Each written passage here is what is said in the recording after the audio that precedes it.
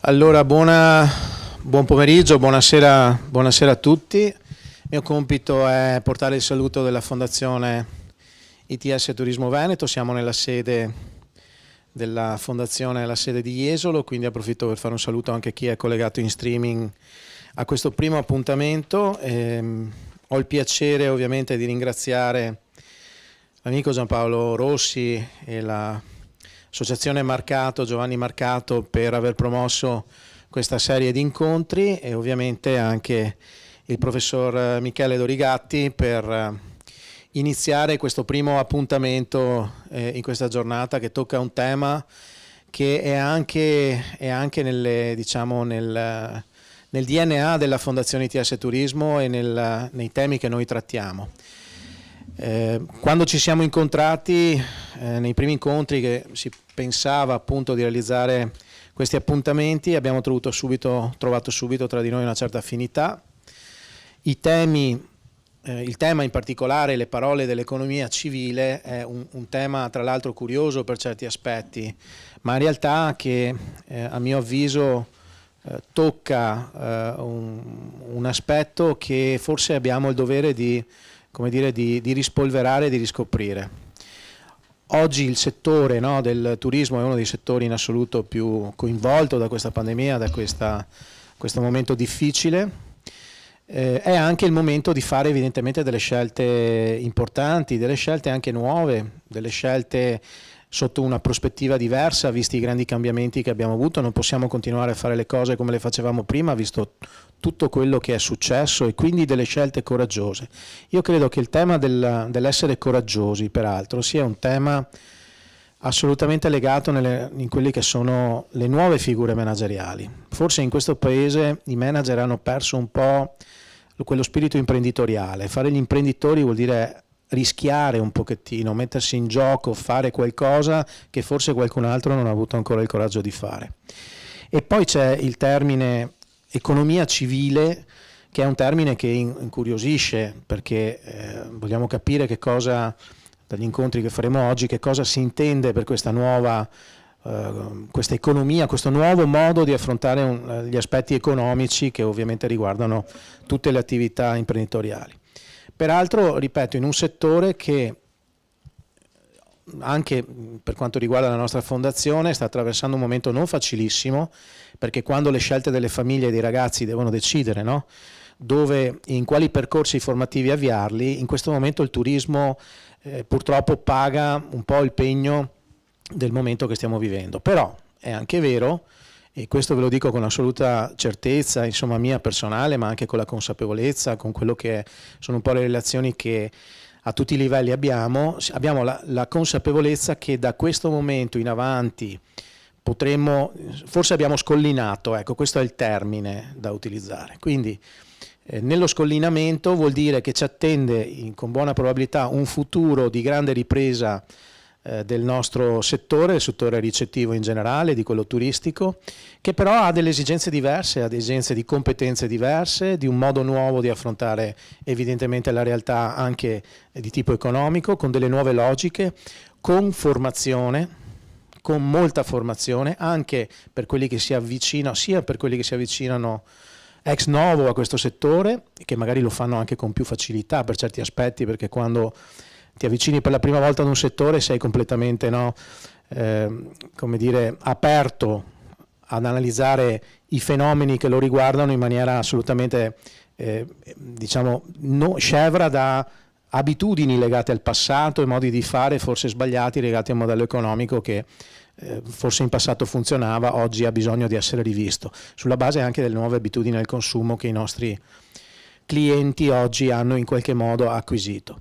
La sicurezza è un altro dei grandi temi, la sicurezza sanitaria certamente, abbiamo capito che la sicurezza è uno degli aspetti, gli ingredienti principali per continuare a parlare di turismo, che ha grandi effetti anche dal punto di vista economico, e con un aspetto fondamentale. Qui chiudo il mio saluto iniziale ricordando sempre che il turismo è un fenomeno sociale di vicinanza, che prevede lo spostamento di persone, no, da un luogo a un altro.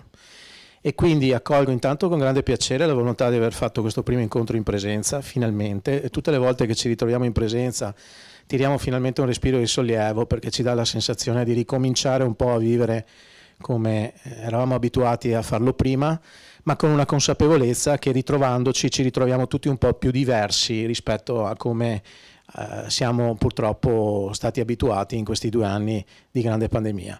Anche noi abbiamo acquisito nuove abitudini, abbiamo acquisito nuove sensibilità, e tutto questo avrà certamente degli effetti nell'affrontare quelle che sono le dinamiche economiche e di sviluppo del futuro del nostro settore. Quindi un grazie a chi ha promosso e soprattutto chi ha voluto farlo all'interno della nostra sede della Fondazione ITS. Il mio compito è augurare a voi un buon lavoro. Professore, a lei un ringraziamento particolare per quello che oggi ci verrà a dire, e ai ragazzi per la presenza anche oggi qui in questa sede. Buon lavoro a tutti e buona continuazione. Grazie.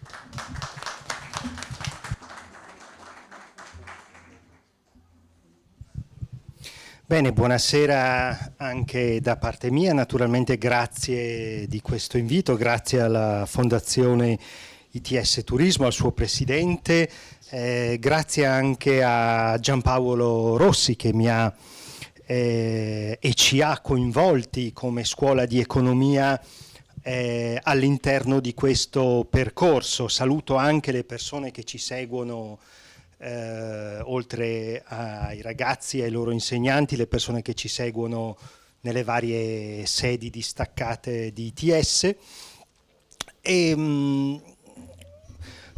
Direi che potremmo iniziare da qui, raccontando come nasce la scuola di economia civile, ed anche questa espressione che il vostro presidente giustamente diceva essere un'espressione curiosa, questo aggettivo civile vicino al sostantivo economia. Noi pensiamo al diritto civile, all'ingegneria civile, questo ci risulta più facile, mentre questa espressione economia civile è un'espressione che in realtà non è poi nuova.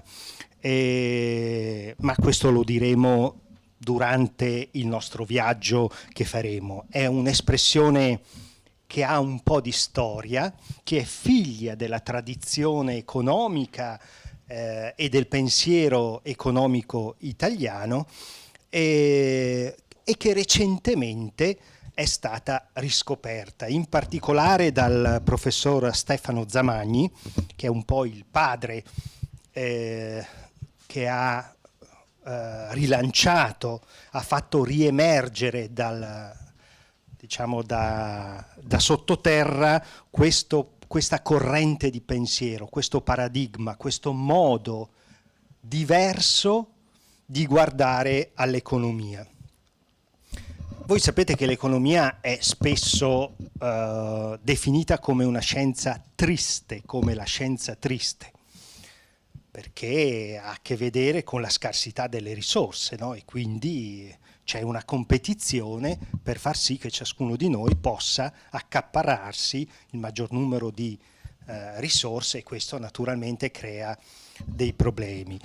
Ma questa immagine dell'economia in realtà è un'immagine parziale, perché all'inizio, alle origini, è sempre importante, no? Credo per voi ragazzi, quando vi approcciate ad un fenomeno nuovo, cercare di, prima di leggere le cose penultime che sono state dette su questo argomento, su quell'argomento, andare alle radici. Allora, se noi andiamo alle radici del pensiero economico, scopriremo che l'economia nasce non come scienza triste, ma nasce come scienza della pubblica felicità.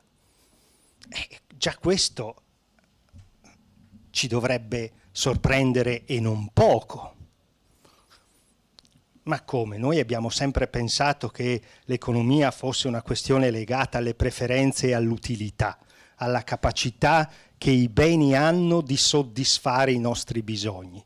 In realtà il pensiero economico italiano ci racconta un altro percorso, un'altra visione dell'economia, dove l'economia aiuta le popolazioni, aiuta le genti ad essere felici, non individualmente, ma collettivamente, come comunità.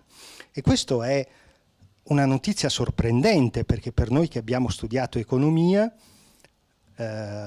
durante le scuole superiori all'università, nessuno ci aveva mai detto che la scienza economica ha come obiettivo non tanto il bene totale, ma il bene comune, non tanto l'utilità, ma la felicità pubblica. E la felicità era un tema che gli economisti hanno dimenticato. Di felicità si occupano gli psicologi, si occupano i sociologi, ma non tanto gli economisti. Oggi, per fortuna, c'è anche in Italia un filone di economisti che si occupano di recuperare e rivalorizzare questo fondamento della scienza economica. Vi ripeto, come scienza della pubblica felicità. La scuola di economia civile nasce circa 10 anni fa. Nasce a Firenze, poco lontano da lì. Nasce per volontà di Luigino Bruni, un professore, uno storico delle idee, un economista, che ha riunito attorno a sé, ricordo ancora le prime riunioni che si facevano, un gruppo di imprenditori, un gruppo di professori universitari, un gruppo di professionisti e di persone che non erano soddisfatte del modo attuale di raccontare l'economia. E quindi dopo, diciamo, circa 20 anni di studi che sono appunto stati portati avanti da Stefano Zamagni e da chi ha lavorato con lui. Stefano Zamagni è uno dei più importanti economisti italiani, ha insegnato per tanti anni all'Università di Bologna, oggi è presidente dell'Accademia Pontificia delle Scienze Sociali, nominato da Papa Francesco qualche anno fa, e Stefano Zamagni ha trovato quasi casualmente, verrebbe da dire provvidenzialmente, questo testo, che oggi è stato ripubblicato. Chi ha scritto questo testo? Antonio Genovesi. Il testo si chiama Lezioni di economia civile. Quello che vi ho portato è il primo manuale di economia al mondo e Antonio Genovesi è dunque il primo professore universitario che si è occupato di insegnare l'economia ai suoi allievi. Ma quanti di noi sanno dell'esistenza di questo manuale? Pochissime persone, perché? Perché molti di noi, per chi ha studiato scienze economiche, sa che il padre dell'economia moderna è Adam Smith, il quale pubblica questo poderoso volume che indaga le cause che producono che generano la ricchezza delle nazioni. Quindi non siamo in Italia, non siamo a Napoli, ma siamo oltremanica, in Scozia. In realtà Adam Smith era un filosofo morale e non un vero e proprio economista. E questo testo parla ovviamente tanto la ricchezza delle nazioni di economia, ma non tiene conto della tradizione italiana legata all'economia. E poi nel corso appunto di questa mia presentazione vi metterò vicino ad Adam Smith e vi farò vedremo insieme alcuni passaggi. Ecco, quindi la scuola di economia civile ha voluto e vuole in qualche modo rilanciare un nuovo modo di guardare ai fatti economici. Oggi l'economia, e non solo per la pandemia, ma l'economia mondiale, compresa quella italiana, versa in una situazione difficile. Per per tante ragioni, ma anche perché i fondamenti che la costituiscono si sono rivelati alla prova dei fatti molto più fragili di quello che si pensava. E quindi questo gruppo di persone che si è riunito attorno alla scuola di economia civile intende dare, per usare un'espressione che a voi ragazzi può essere più nota, quella che Francesco ha utilizzato durante The Economy of Francesco, ridare un'anima all'economia. E se tu ridai un'anima all'economia, la dai anche all'economia turistica. Io vengo dalle Dolomiti, Presidente, vengo da una provincia che basa tanta parte della sua ricchezza sull'economia turistica. Noi raccontavo a Giampaolo, le giornate sono meravigliose da noi in gennaio, anche in dicembre, però se le montagne hanno la neve, ma se le persone non vengono, voi capite che questo crea dei problemi economici non di poco conto. Questa è già la seconda stagione che, fra virgolette, perdiamo. Adesso abbiamo aperti gli impianti, ma naturalmente... Quindi vengo da una regione dove l'impatto economico e sociale e culturale dell'economia turistica è un impatto decisamente importante. Come vedete, io vi ho portato anche qualche libro poi e prima di arrivare qui mi sono fermato in edicola. E perché? Perché ogni 15 giorni su Avvenire, che è un quotidiano nazionale, esce un inserto che si chiama appunto l'economia civile. Oggi siamo al 20° numero, quindi se avete piacere, se volete prendere confidenza con questa espressione che un po' alla volta entra anche nell'opinione pubblica e speriamo anche al mondo della scuola, perché poi in realtà per cambiare, per ridare un'anima all'economia non basta solo, sono due le cose importanti da fare: dialogare con gli imprenditori. Questo è fondamentale. Senza dialogo con gli imprenditori, con i manager, con chi prende le decisioni dentro l'azienda, l'economia non potrà mai cambiare. Ma poi c'è un secondo importantissimo compito, per questo che mi fa molto piacere oggi essere qui in una scuola, parlare con i ragazzi, con i loro docenti. Oggi, se vogliamo individuare, coprogettare un percorso diverso in campo economico, e lo dobbiamo fare con gli studenti, che non sono il futuro, termine terribile, sono il presente. Il futuro. No, voi siete non il futuro, voi siete già il presente, e oggi con il voto, con il portafoglio, voi già oggi potete cambiare alcuni, non tutti naturalmente, alcuni funzionamenti dell'economia. Non occorre diventare amministratore delegato di una grande azienda per cambiare il verso all'economia. Ciascuno di noi, con le scelte di acquisto che fa tutti i santi giorni, può orientare l'economia in un modo o nell'altro. Questo implica anche una presa di consapevolezza e di responsabilità, altrimenti è facile dire vabbè, ma se io fossi Jeff Bezos, non lo sei, e allora cosa fai? Rinunci a fare la tua parte? No, ciascuno di noi può, col metodo che forse poi avremo il tempo eventualmente di sfiorare, del voto con il portafoglio.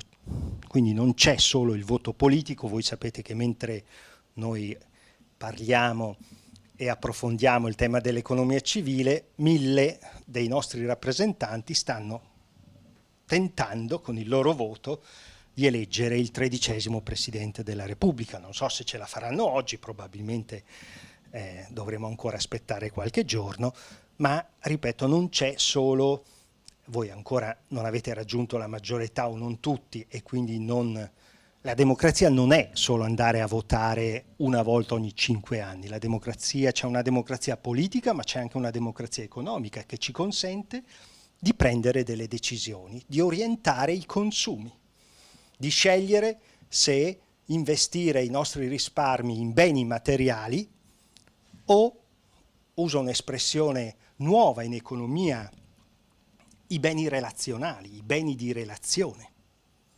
Oggi noi siamo ricchi di mezzi e poveri di fini.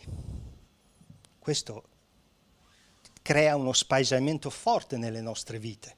Abbiamo tutto da un punto di vista materiale e il problema è che ci manca il senso della vita. Abbiamo investito tanto nell'utilità, nella funzione di utilità. Oggi io parlo a voi, ma grazie alla tecnologia queste parole arrivano in altre zone. Però dobbiamo investire non solo in utilità, e va benissimo, purché si rispetti l'ambiente, purché ci si prenda cura e ci si ricordi di non essere i padroni del mondo, ma poi occorre anche investire in beni spirituali, in beni immateriali, in quelli che noi chiamiamo i beni di relazione, che sono quelli attraverso i quali poi passa la nostra felicità, la nostra soddisfazione. Questa era un po' la premessa che volevo fare. Quindi la scuola di economia civile, in buona sostanza, nasce proprio per contaminare, vi piace questo verbo, per esportare, per comunicare, per proporre un nuovo modo di vedere l'economia, sia agli imprenditori e ai manager, sia agli studenti e ai loro insegnanti. Ecco, direi che se poi Sabrina Bonomi, la professoressa che parteciperà al secondo e al terzo di questo ciclo di incontri organizzato da Giampaolo, scenderà più in dettaglio ad approfondire gli aspetti dell'economia civile applicati al turismo. Una battuta però la possiamo dire. Oggi i clienti o comunque le persone che si spostano per turismo cercano qualità della vita, cercano relazioni di prossimità, cercano di fatto beni relazionali, e quindi noi dobbiamo stare attenti a cogliere questi segnali e a orientare anche la nostra offerta turistica che tenga conto anche di queste nuove variabili. La crisi pandemica molto probabilmente cambierà radicalmente, non so dire se strutturalmente, non sono un esperto, ma cambierà radicalmente certi modi di stare fuori di casa e di andare in altri luoghi. Ecco, e allora credo che un approfondimento su questo sia importante, perché questo è il tempo giusto per pensarci. Domani è troppo tardi, quindi oggi dobbiamo pensare e dobbiamo approfondire come la crisi pandemica, che però arriva alla fine di una serie di, questo è importante, adesso non dobbiamo fare, no? Il mondo stava cambiando dagli inizi degli anni 2000. Certo, questa crisi pandemica ha aggravato, ha accelerato un cambiamento che però era già in atto. Bene, allora, il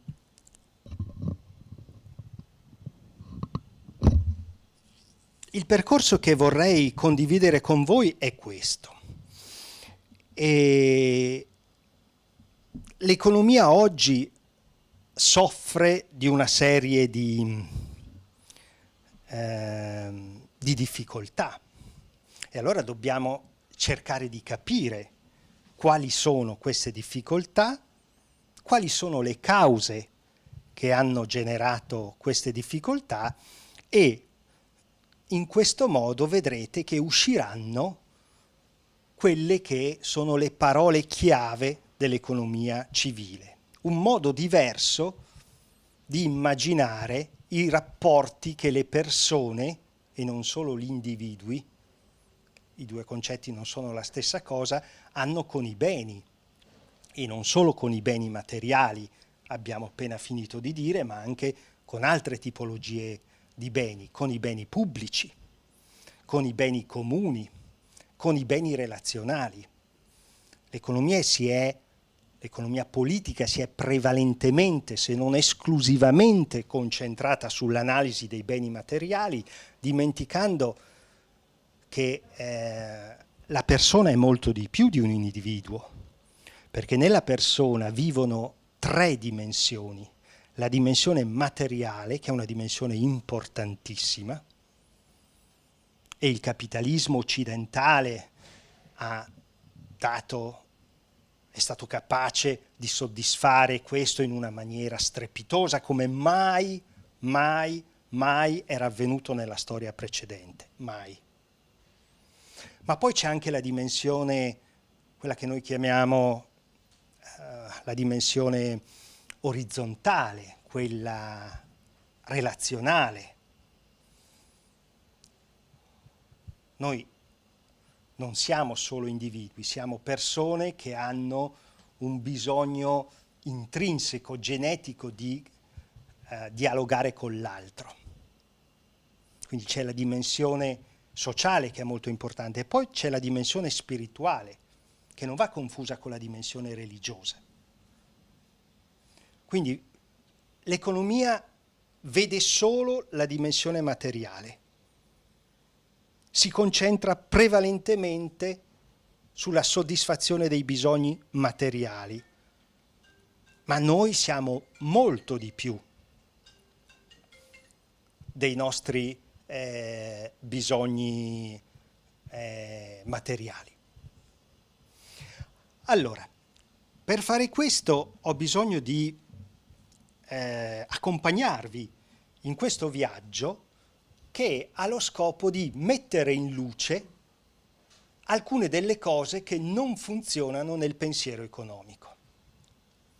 Prima poi di consentire ai 2 successivi interventi di calarsi di più nel settore che per voi è importante ed è vitale, come lo è quello per la regione dalla quale provengo io. Noi non siamo diventati imprenditori turistici per vocazione, lo siamo diventati per altri motivi. Venivamo da una società contadina e ci siamo trovati a gestire poi, alla luce delle bellezze naturali che avevamo, una serie di... Però non basta questo. Ci vuole formazione, ci vuole vocazione, ci vuole missione. Vedete queste parole che vengono quasi da un altro mondo, ma ci fanno capire come sia importante prepararsi a gestire delle relazioni con persone che vengono nel nostro territorio. Capire perché vengono nel nostro territorio, che cosa chiedono quando vengono nel nostro territorio. Ecco, quindi dobbiamo passare da una fase spontaneista dove ci siamo aggiustati, come si dice in Italia, ed abbiamo imparato a fare un mestiere che non era il nostro. Oggi, siccome noi competiamo con tutto il mondo, che ha bellezze fenomenali dappertutto, allora dobbiamo diventare dei professionisti, non possiamo pensare di cavarcela. E questo credo che sia un tema che interessa gran parte delle regioni italiane che sono così attraversate dal fenomeno turistico. Pensate al sud Italia, al mezzogiorno d'Italia, che ha delle bellezze meravigliose, però il 15 di settembre lì chiudono tutto, quando I turisti tedeschi ci stanno fino alla fine di ottobre. E dove vanno questi? Perché nessuno dà loro un'ospitalità? Eppure il Sud avrebbe bisogno, no, di riuscire a mantenere sul proprio territorio una fetta così importante di turisti che vengono anche, fra virgolette, fuori stagione. Chi l'ha detto? Le stagioni non sono più quelle di una volta, si direbbe. No, non dobbiamo più ragionare in questi termini. Cioè, non è possibile che in alcune parti del Mezzogiorno la stagione turistica vada dal 15 di luglio al 15 di agosto. È una follia. Ma questo mi porterebbe fuori. Allora, perché fare questo viaggio? Facciamo questo viaggio insieme, perché è importante prendere un po' di confidenza con alcuni dei pensieri, dei concetti dell'economia, altrimenti diventa difficile capire perché un gruppo di persone, ma naturalmente non solo loro, si sono impegnate e si stanno impegnando per proporre e raccontare, quindi studiare da un lato e poi diffondere.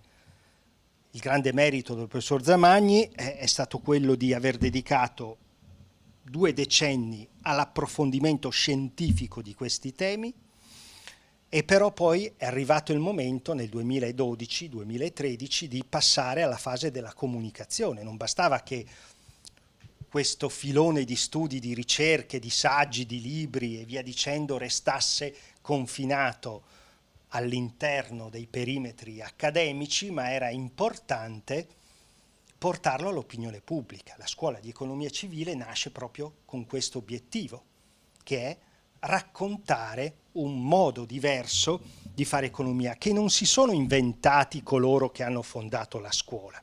Sia ben chiaro, l'economia civile non è un nuovo modo di fare l'impresa, di gestire l'impresa, perché il termine economia civile nasce a metà del Settecento, quindi vuol dire che qualche anno è passato, per merito di Antonio Genovesi. Era un abate che per tutta una serie di condizioni, situazioni che oggi non abbiamo il tempo di approfondire, si è occupato a Napoli di economia e lì ha tenuto i primi corsi di economia ai suoi allievi.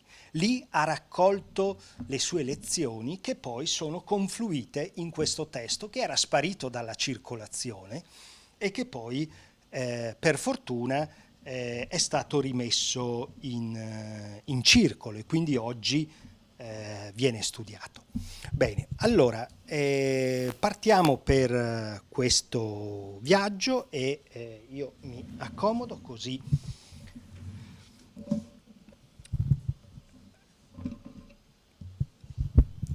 Partiamo con questa vignetta di Altan che forse ci fa un po' ridere, forse no. Mi racconti una...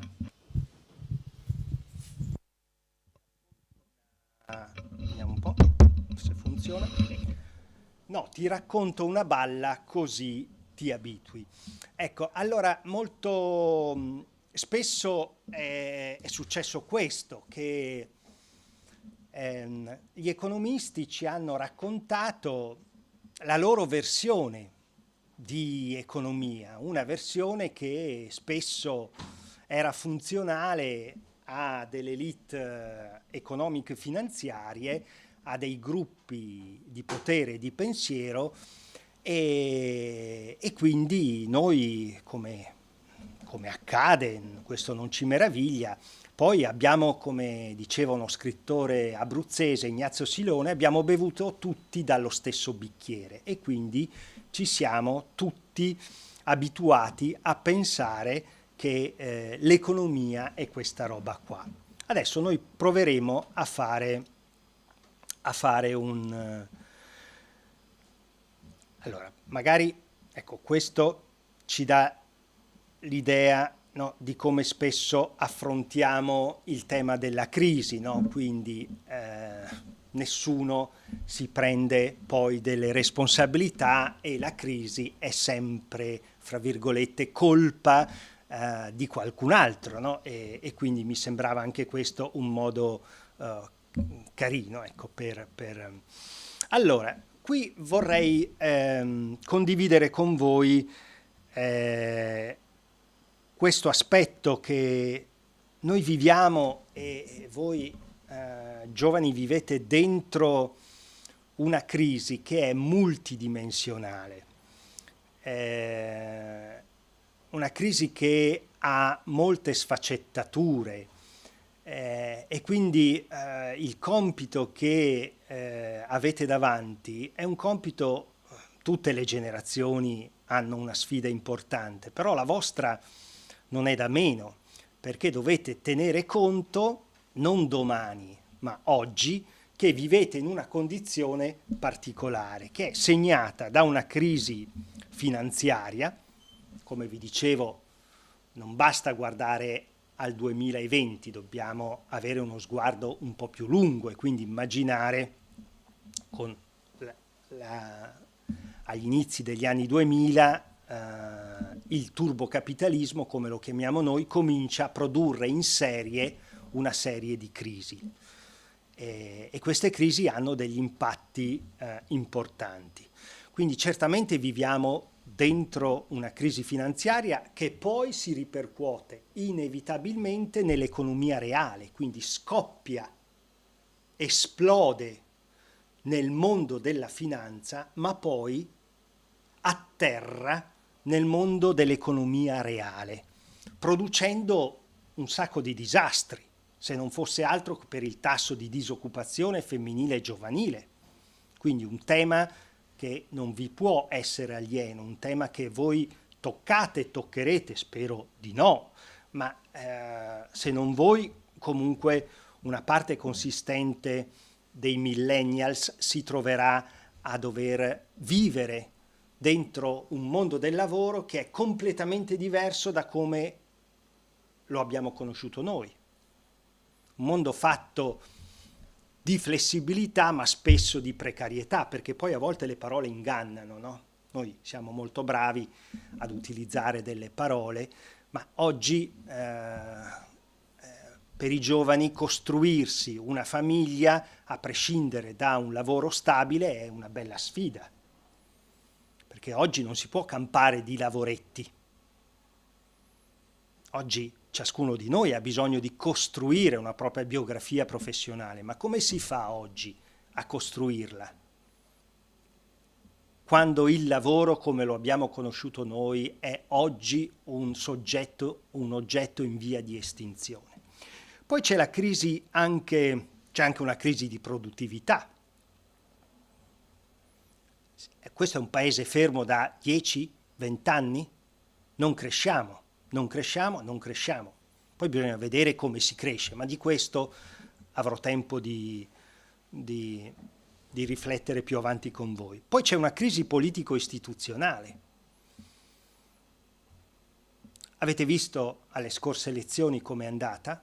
Il primo partito in Italia è il partito di coloro che non vanno a votare. No, ma viviamo in un regime democratico. Una democrazia parlamentare dovrebbe essere, no, normale per i cittadini andare a scegliere i propri rappresentanti.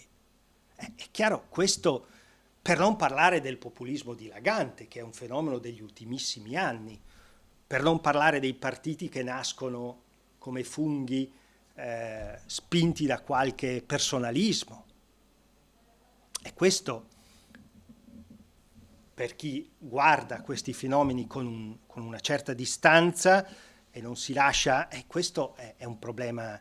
C'è poi la crisi ambientale, voi siete l'icona della generazione Greta, quindi abbiamo dovuto aspettare una 17enne, no, che si rifiutasse di andare a scuola il venerdì per protestare quando i policy makers, quindi i potenti del mondo, avevano dal rapporto del Club di Roma, che è del 1972, avevano 72, voi non eravate ancora comparsi, tutta una serie di alert attenzione, attenzione, attenzione.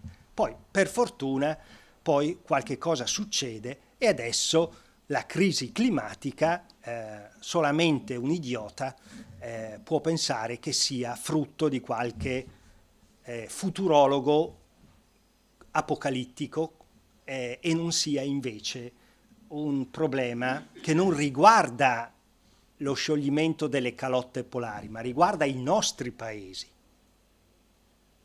Non riguarda la desertificazione, ma riguarda le nostre città. Poi c'è una crisi demografica. Questo è un paese che non fa più figli. L'Italia è all'ultimo posto per tasso di natalità. Gli italiani, nemmeno più i nostri connazionali delle regioni meridionali, sono più generosi. Come pensiamo di ribaltare una situazione come questa con un inverno demografico come il nostro? Qui ci sono le riflessioni di Alessandro Rosina, andatele a leggere. E questo è un problema importante, perché chi paga il debito che le nostre generazioni hanno riversato su di voi? Chi paga questo debito? Questo è un bel problema. Gli adulti vi lasciano un'economia e una società devastata. È il lato B del miracolo economico italiano. E prima o poi qualcuno dovrà fare i conti con questo, no? Certo che abbiamo portato l'Italia ad essere uno dei 5-6 paesi più industrializzati al mondo, quindi eravamo nel club dei potenti. A quale prezzo? Guardate la regione nella quale siamo, una regione che ha trainato l'economia italiana, però e ancora la traina, ma guardatevi intorno, guardate le architetture, guardate come sono disegnati i vostri paesi, guardate il paesaggio industriale, come ha violentato il paesaggio naturale.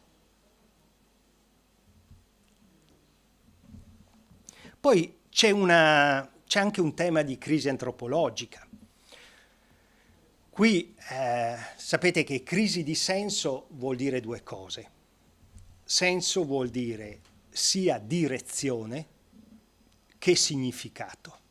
Oggi noi facciamo fatica a trovare il significato delle cose e soprattutto, a meno che non abbiamo un navigatore, che è quello che mi ha consentito Giampaolo di arrivare qui senza sbagliare una via, non sappiamo più quale direzione prendere. Perché? Perché come dice Umberto Galimberti, che è un professore che ha scritto delle cose interessanti soprattutto su di voi, oggi il futuro non è come per i vostri genitori una promessa. Oggi il futuro è per voi, il futuro prossimo e non quello stellare. Il futuro prossimo per voi è più una minaccia che una promessa. E siccome in realtà voi questa cosa la percepite, perché avete antenne particolari, giocate tutto sul tempo del presente, perché il tempo del futuro è talmente incerto che nessuno di voi è disposto più a scommettere. E quindi, se non scommetto sul futuro, non intravedo un orizzonte, che cosa mi resta da fare? Giocare tutte le mie carte sull'oggi, soddisfare tutte le preferenze, tutte le domani? Ne riparleremo. I nostri genitori, i nostri nonni non ragionavano così, ma perché avevano di fronte un'altra idea di futuro, dove ogni generazione produceva dei miglioramenti rispetto a quella che l'aveva preceduta. Qui c'è anche il paradosso di Esterlin. È molto interessante questa storia. È molto vecchia, 1974. Un demografo economista americano fa uno studio, non elabora una teoria, fa uno studio empirico e mette in connessione il livello di reddito della società americana con il livello di felicità. È uno dei primi. Non conosceva la tradizione italiana di pensiero economico, molto probabilmente. Ma Easterling che cosa scopre? Scopre che ricchezza e felicità all'inizio crescono l'uno con l'altro. Aumenta il reddito, ho più possibilità di soddisfare i bisogni materiali, culturali, sociali, aumenta anche la mia soddisfazione di vita. Però cosa scopre empiricamente? Non ideologicamente, empiricamente cosa scopre? Che superata una certa soglia di ricchezza, aumenti di questa ricchezza non generano aumenti di felicità, anzi c'è l'effetto disallineamento. Naturalmente in America questa notizia qua è stata vista come, immaginate, siamo nel periodo del consumo di massa e quindi si pensava che più è meglio.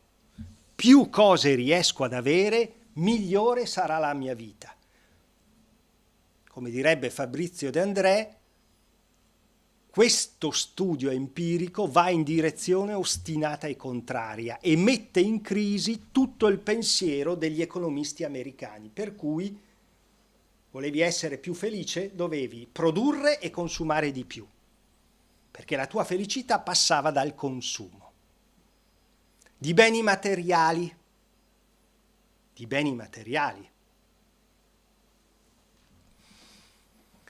Poi c'è, ad essere in crisi, come vi dicevo, è anche la teoria economica, il modo di guardare, e qui ho usato questa espressione, da paradigmi a paradogmi. Perché? Perché molte cose che si dicono sull'economia, l'economia, ricordatevi, è una scienza sociale, non è come la fisica.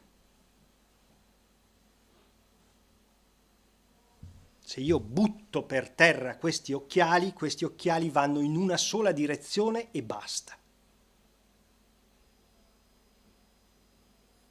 Ma l'economia non è una scienza perfetta, non è una scienza dura, nonostante gli economisti ci abbiano marciato su questo, pensando di farci tutti convinti che l'economia fosse regolata dalle leggi. Le leggi esistono in fisica e basta.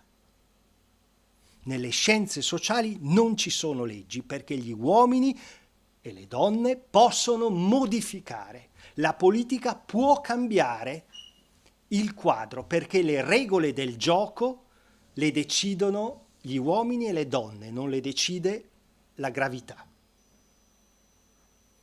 Non esistono leggi in economia, esistono tendenze, esistono comportamenti che si ripetono, ma quando sentite dire che queste sono le leggi dell'economia, questa è una delle famose balle di cui parla Altan nella sua vignetta.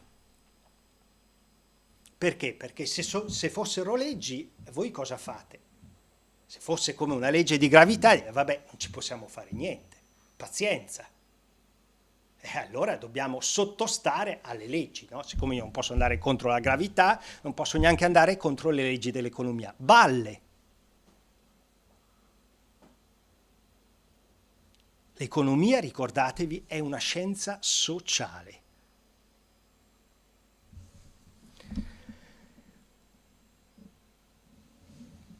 Questa crisi durerà anni, finalmente un po' di stabilità. Ecco, quindi chiudiamo, no, sempre con questo umore che ci regala nella società dell'incertezza, della più completa incertezza. Ciò di cui siamo sicuri è perché? Perché il turbocapitalismo, soprattutto se dominato dalla finanza e dalla finanza speculativa, perché c'è una buona finanza e c'è una cattiva finanza.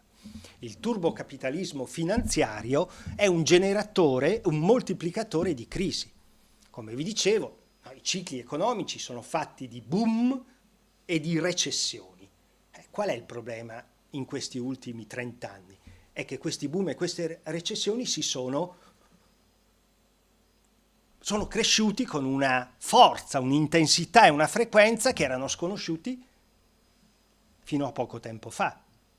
Però sotto ci stanno le persone, le famiglie, le imprese, le comunità, i territori. Cioè l'economia non è che viva sulle nuvole,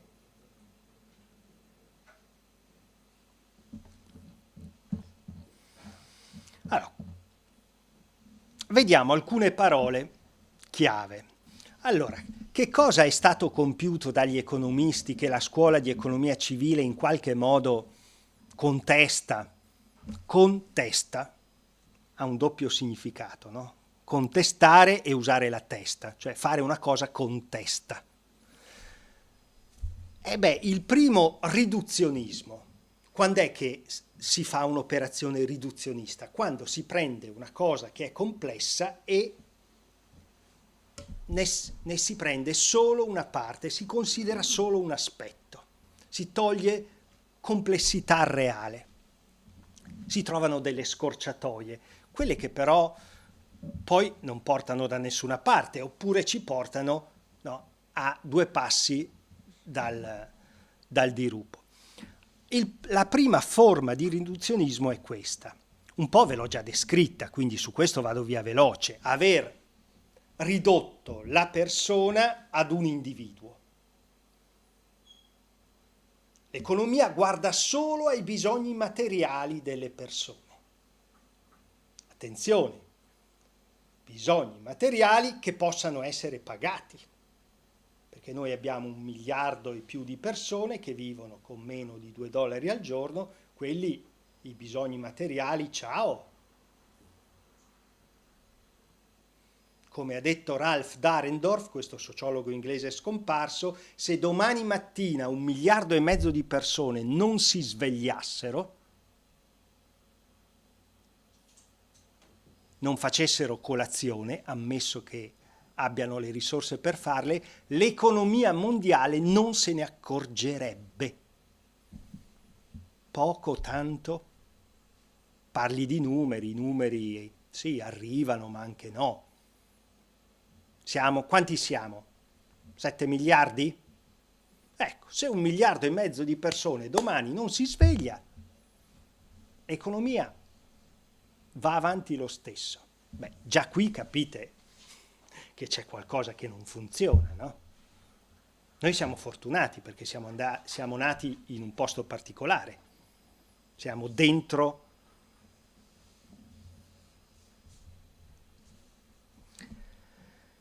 Poi c'è un secondo riduzionismo. L'impresa. Allora, le imprese sono la libertà dei moderni. Questo è importante dirlo. Le imprese sono delle strutture strepitose. Perché?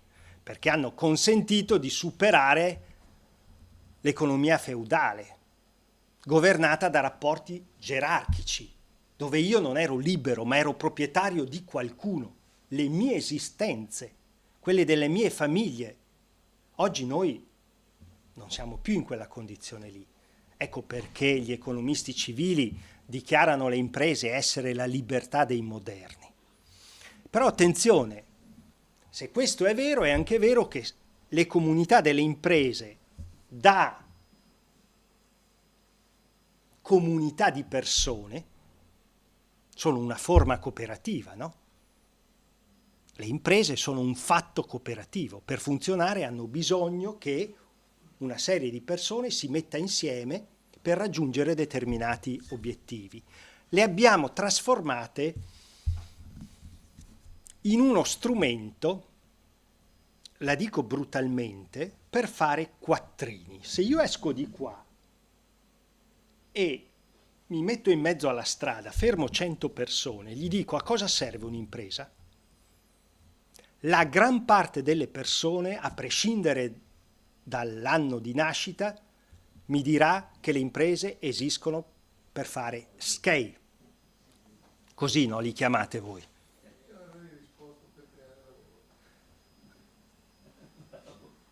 Certo, perché lei sposa una visione che è quella dell'economia civile, dove la ricchezza è data dal lavoro.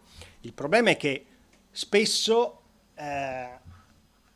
a noi e ai giovani abbiamo trasferito questo, che l'impresa è lo strumento per arricchirsi. In realtà i grandi imprenditori, io ho conosciuto molto da vicino, perché l'ho studiata e la studio da tanti anni, la storia di Adriano Olivetti, la pagina più bella del capitalismo italiano. Io prego i vostri insegnanti, i vostri docenti di andare a riscoprire questa storia che per tantissimo tempo, a causa, qui non ho il tempo di dirlo, a causa di tante ragioni, questa storia non è stata conosciuta. Bene, se voi andrete a scoprire chi era Adriano Olivetti, scoprirete che il suo obiettivo non era il billionaire,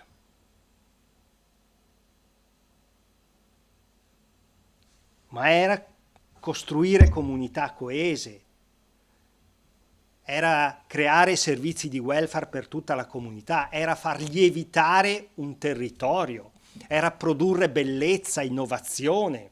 Andate a vedere come erano gli stabilimenti olivettiani, confrontateli con quelli che avete nelle vostre province, nelle vostre città. Beh, capirete che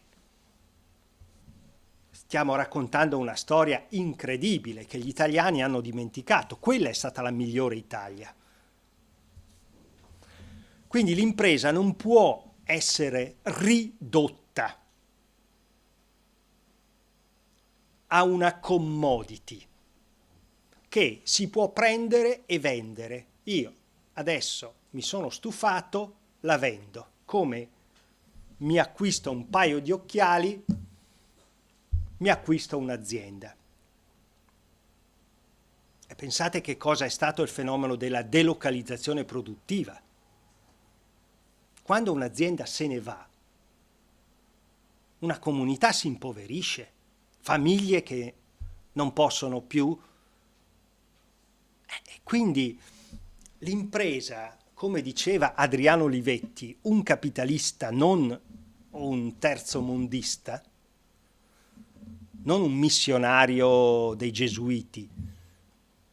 Adriano Olivetti diceva: l'impresa deve essere considerata non un interesse privato, ma un bene comune. Questa espressione è incredibile perché viene utilizzata negli anni 50, quando l'espressione bene comune esisteva solo all'interno di un ristretto gruppo di persone che faceva riferimento alla dottrina sociale della Chiesa, ma qui non la voglio fare troppo lunga. Quindi è incredibile che Adriano Olivetti utilizzasse questa espressione. Per dire che cosa? Che l'impresa non appartiene solo agli azionisti, non appartiene solo a coloro che mettono il capitale di rischio, che pure hanno un grande merito e per questo debbono ricevere i cosiddetti dividendi, perché se io anziché spendere le mie risorse le investo in un'azienda ho diritto a ricevere qualcosa, purché questo si contempori con le esigenze anche degli altri, perché l'impresa non è fatta solo dagli azionisti, è fatta da tanti altri, come si chiamano oggi, stakeholder, coloro che detengono un interesse attivo a partecipare all'organizzazione, in primis le persone che vi lavorano, i collaboratori. Non usate la parola dipendenti, è una parola vecchia, basta usare, non si chiamano dipendenti. In una struttura gerarchica possiamo ragionare con questi linguaggi, si chiamano collaboratori, cum labor, lavoriamo insieme, l'impresa è un fatto cooperativo, dove c'è chi apporta il capitale di rischio perché c'ha i soldi, c'è chi apporta il capitale intellettuale perché c'ha le idee, perché c'ha talento, c'è chi porta il capitale tecnologico, c'è chi porta e via dicendo. La prima rivoluzione è cambiare il linguaggio. Risorse umane, ma chi l'ha detto? Ma basta copiare dagli americani e tradurre male le parole. Gestione delle risorse umane. Ma com'è possibile che nelle nostre imprese si utilizzi questo linguaggio volgare? Si gestiscono i magazzini, non le risorse umane. Adriano Olivetti non aveva l'ufficio delle risorse umane, non l'avrebbe mai avuto, perché le parole per lui erano importanti, aveva la direzione del personale. Persona. Vi ricordate la differenza fra individuo e persona? Altro che ufficio delle risorse umane. Una risorsa, quando l'hai spremuta, fai come un limone, no? Ti prepari la spremuta, quando il limone lo hai consumato, va nell'umido. Ma noi non possiamo pensare di trattare le persone come risorse umane. La rivoluzione inizia dalle parole.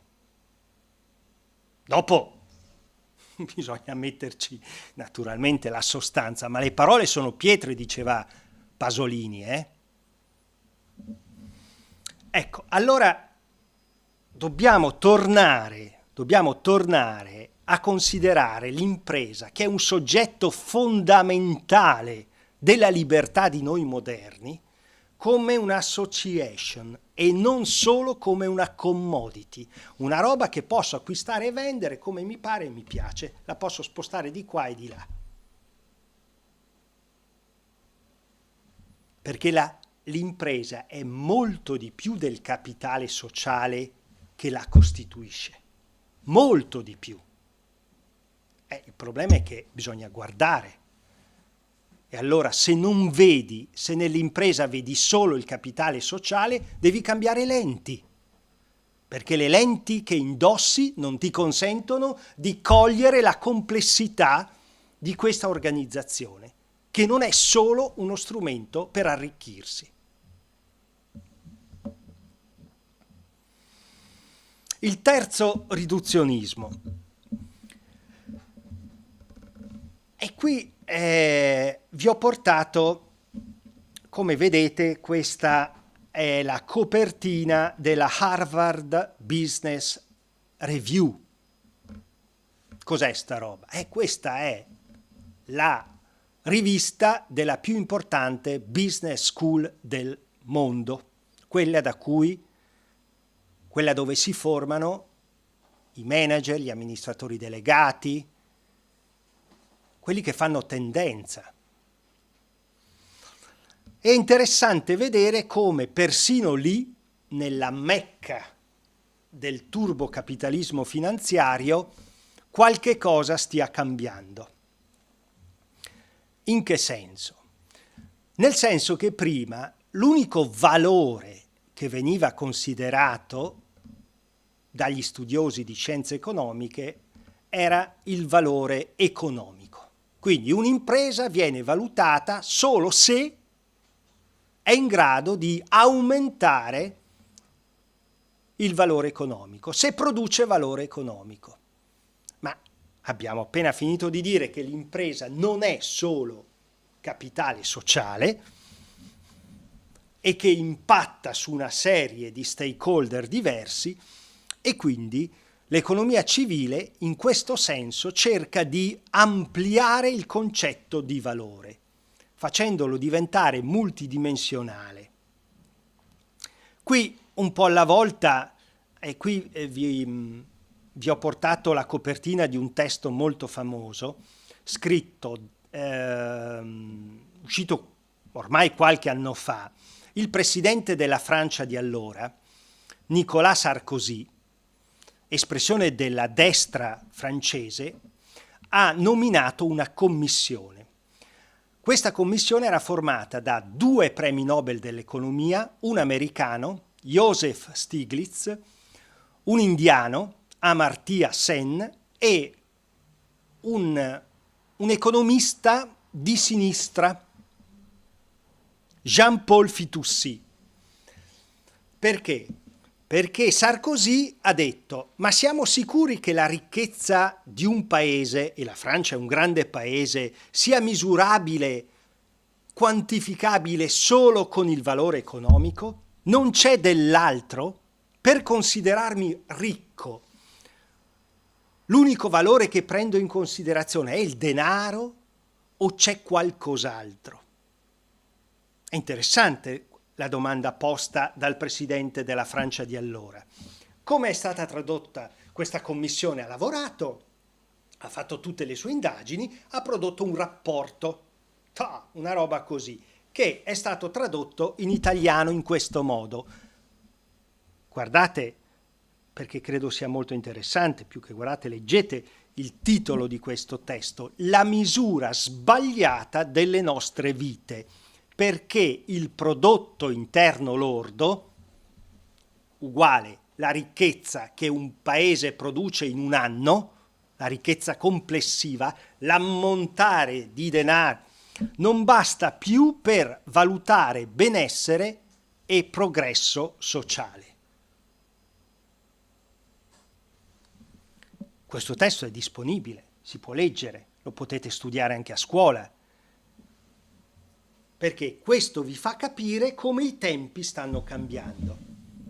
Primi anni 2000, in realtà un presidente degli Stati Uniti, John Fitzgerald Kennedy, che poi è stato assassinato alla fine degli anni 60, andate su YouTube, chiedete, non serve il permesso dei professori, lo potete andare a cercare voi.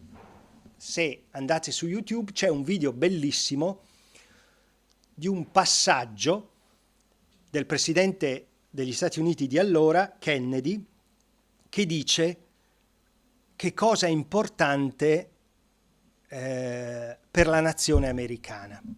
Ed è un passaggio che poi ha dato il là a tutta una serie.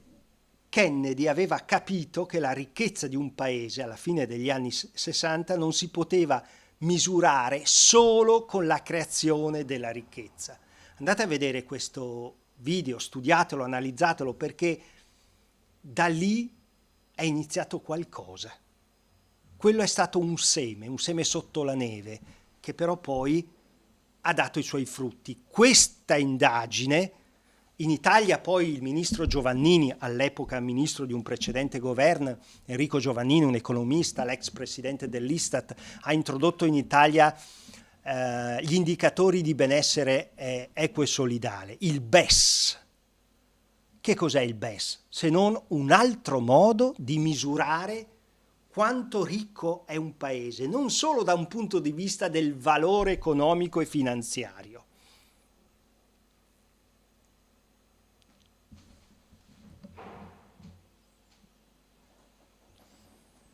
Il quarto riduzionismo è questo. Qual è lo scopo della scienza economica? Lo dicevo velocemente all'inizio di questa presentazione.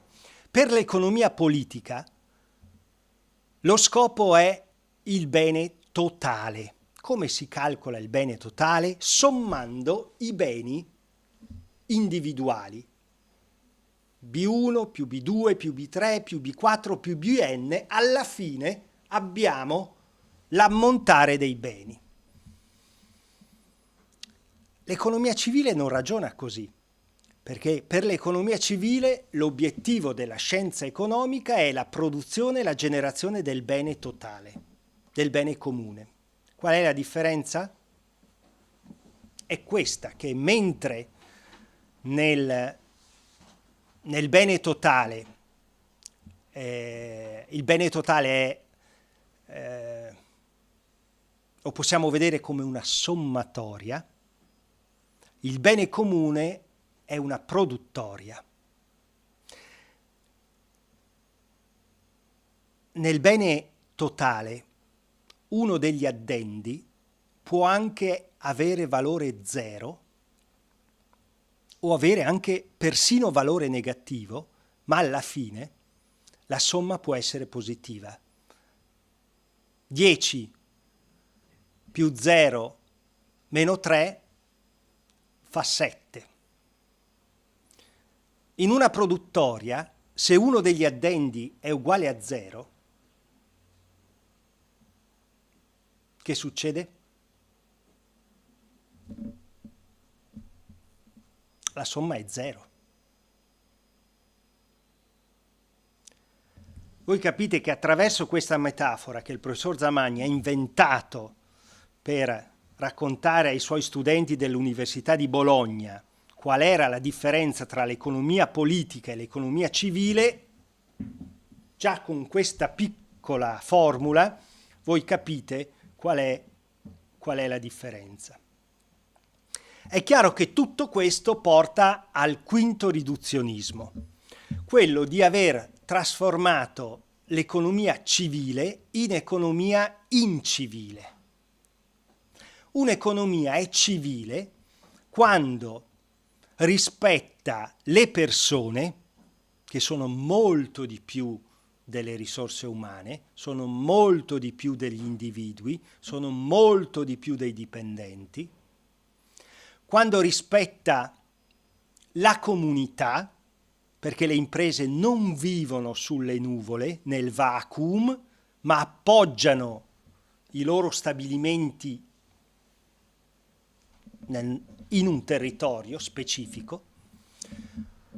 Un'economia si dice civile quando rispetta il territorio, non lo deturpa, ma se ne prende cura. E un'impresa è civile quando si occupa non solo di soddisfare i bisogni delle generazioni presenti, ma tiene conto anche delle generazioni future. E voi direte, beh, ma com'è stato possibile che è chiaro che fino a pochi anni fa il mondo dell'impresa non si preoccupava molto degli impatti che la sua attività produceva sull'ambiente, sulle persone e persino sulle generazioni future. Perché tutto sommato l'impatto era contenuto, anche se è cresciuto nel corso degli anni, quindi bastava avere un po' più di attenzione. Però, insomma, andate in Lombardia, io ho vissuto degli anni in Lombardia, e provate a fare un bagno nei fiumi lombardi. Come mai quei fiumi sono stati, tranne il Ticino, in una parte, il resto dei fiumi lombardi è inguardabile? Cioè non è che potete venire come in Trentino a farvi un bagno nei laghi o nei fiumi. Cosa è successo? Beh, quello è il lato B del miracolo economico italiano. Abbiamo inquinato, inquinato, inquinato.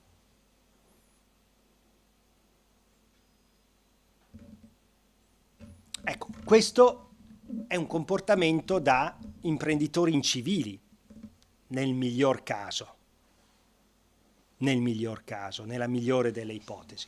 Ecco che quindi noi dobbiamo tornare a ridare un'anima all'economia, a rimettere all'interno del lessico degli imprenditori una serie di concetti che negli ultimi 30, 40, 50 anni sono stati espunti, sono stati buttati fuori, sono stati messi nel cestino reset,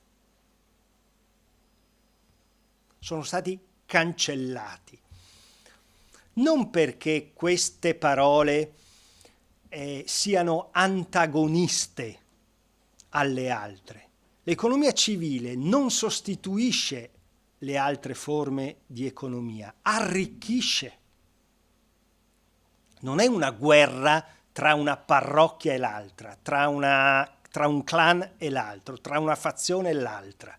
L'economia civile semplicemente ci richiama ad un vocabolario molto più ricco che non quello che abbiamo. Allora, potremmo dire così: fino ad oggi abbiamo usato 100 parole per descrivere l'economia. Sappiate che ce ne sono 300.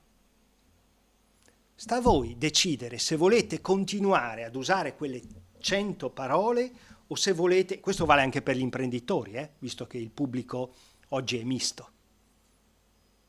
Quindi dobbiamo decidere se vogliamo continuare ad usare quel vocabolario lì o se invece decidiamo di giocarci la nostra partita dentro un lessico, un vocabolario, un glossario che è decisamente più ricco. L'economia civile non è contro qualcosa o contro qualcuno. L'economia civile vuole semplicemente rendere esplicito che è importante che nel discorso economico vengano valorizzati tutta una serie di parole che hanno trovato fino ad oggi poco spazio. Allora qui ho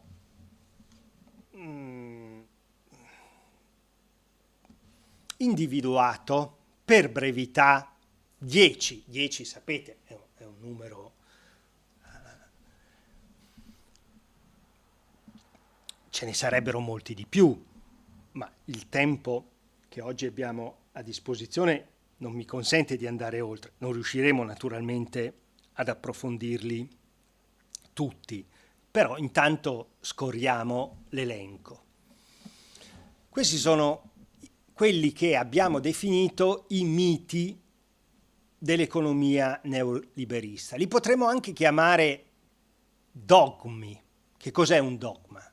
È una verità che viene data per assodata, ma che non è stata sottoposta a verifica empirica. Io te la do, tu la prendi, è una verità di fede.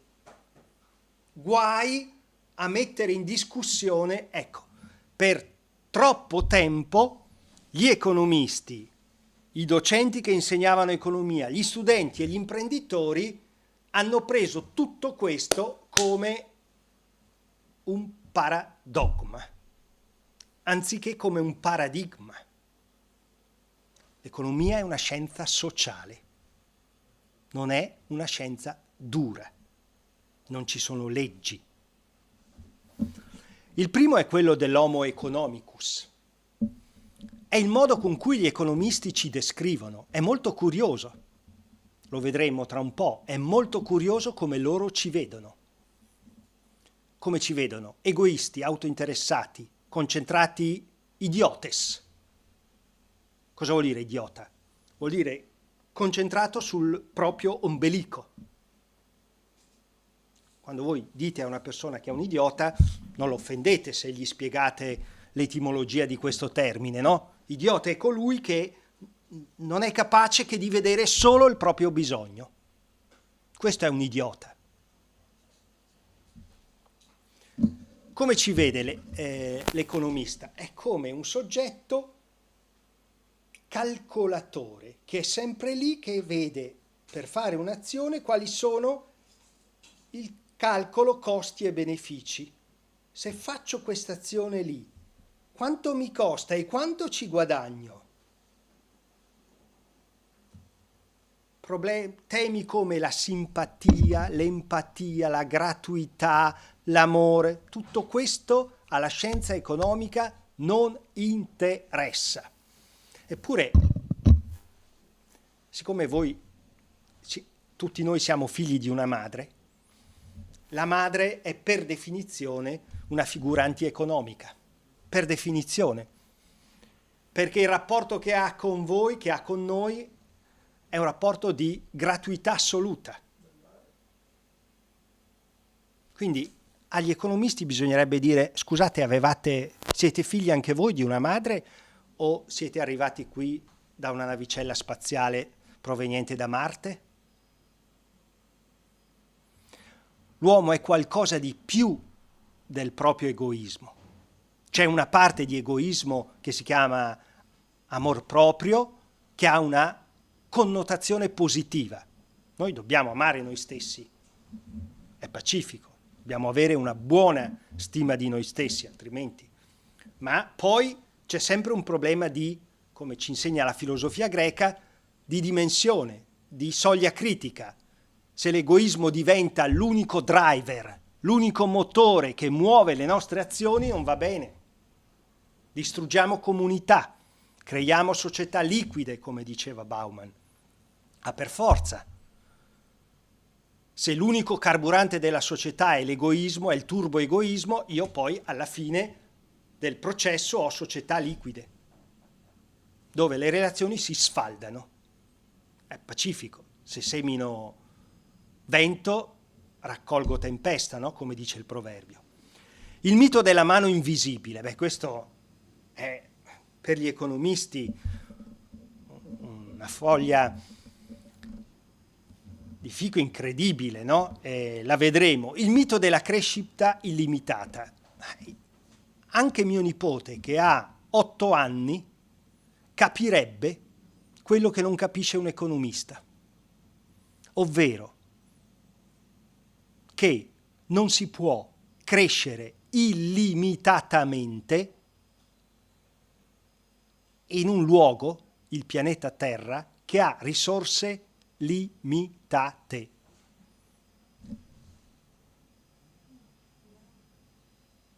Mio nipote di 8 anni capisce questo, un economista fa fatica.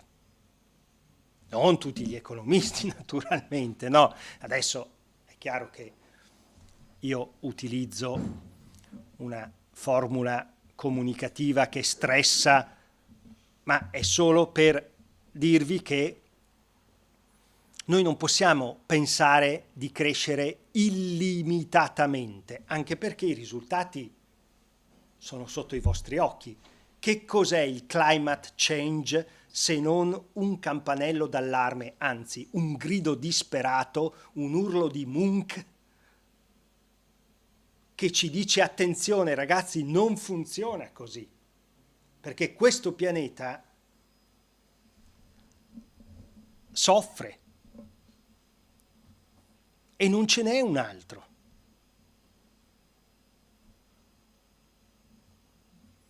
Ecco, quindi dobbiamo, allora è finita la storia, come diceva, ma no, perché bisogna vedere che cos'è la crescita. Si può crescere producendo beni materiali e il Novecento, meglio, dalla rivoluzione industriale ad oggi, abbiamo per 2 secoli prodotto.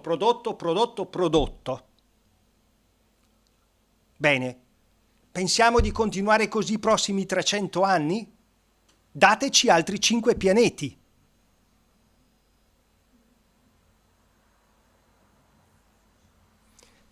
Se, come pare, disponiamo solo di questo, dobbiamo cambiare il modello di produzione, da materiale a immateriale, da tangibile a intangibile, da beni privati e beni di consumo, che pure ci devono essere, beni materiali, a beni di relazione,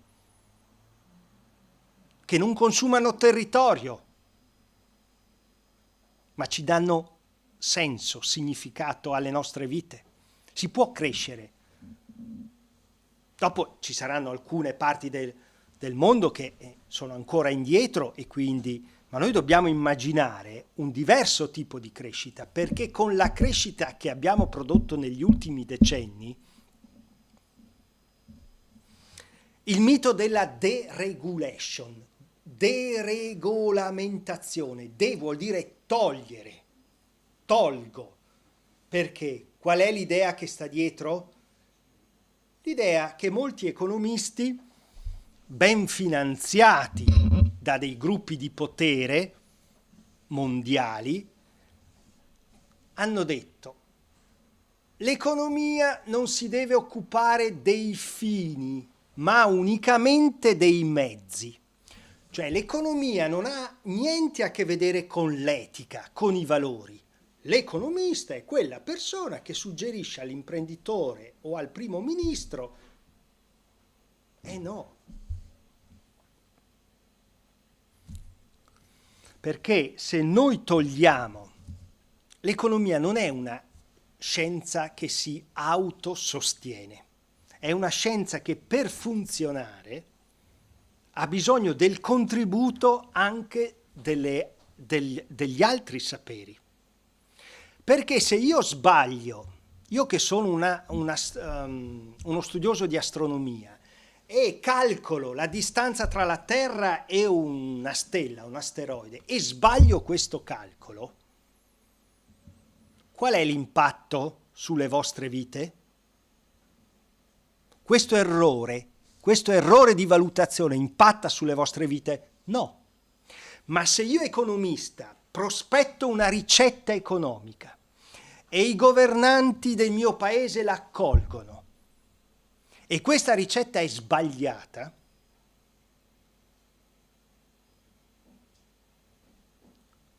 produce o no un impatto sulle vostre vite? Oh yes, certo che lo produce. Quindi se sono uno studioso di astronomia posso anche permettermi di sbagliare la distanza Terra, ma se sono un economista e sbaglio la ricetta, sono guai per tanti.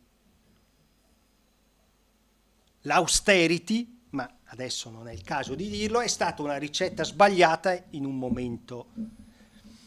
Il mito della marea che solleva tutte le barche, guardate che immagine meravigliosa, no? Sapete, no? Andate a Mont Saint-Michel in Francia, no? E vedete come funzionano, ma insomma non occorre andare fin lassù, no? Per capire come funzionano le maree.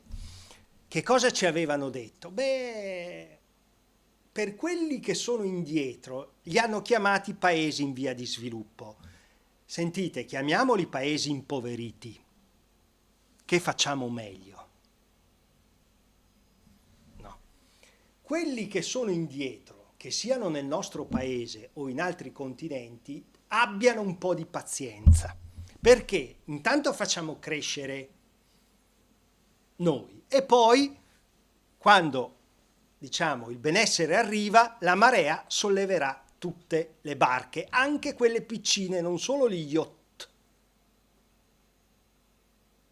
Questa è la tesi dello sgocciolamento, trickle down economics, poi la vedremo. Il mito della massimizzazione del profitto, di questo abbiamo già detto. Le imprese esistono per fare profitto e l'unico obiettivo dell'impresa è di massimizzare il profitto. Qui ci fu un grandissimo sponsor di questa tesi. Cesare Romiti era un uomo potentissimo perché era l'amministratore delegato della Fiat. Adesso voi non sapete neanche più cos'è la Fiat perché la Fiat ha cambiato. Ma quando fu intervistato alla fine degli anni '80 da Giampaolo Pansa, disse che l'obiettivo primario di un manager, e lui lo era, ed era un fior di manager, era quello di fare profitti per i propri, di tutto il resto vuol dire degli impatti sociali ed ambientali dell'attività dell'impresa, se ne occuperà, diceva lui, il sindacato, le forze sociali, la parrocchia, Greenpeace, mia sorella e tua zia.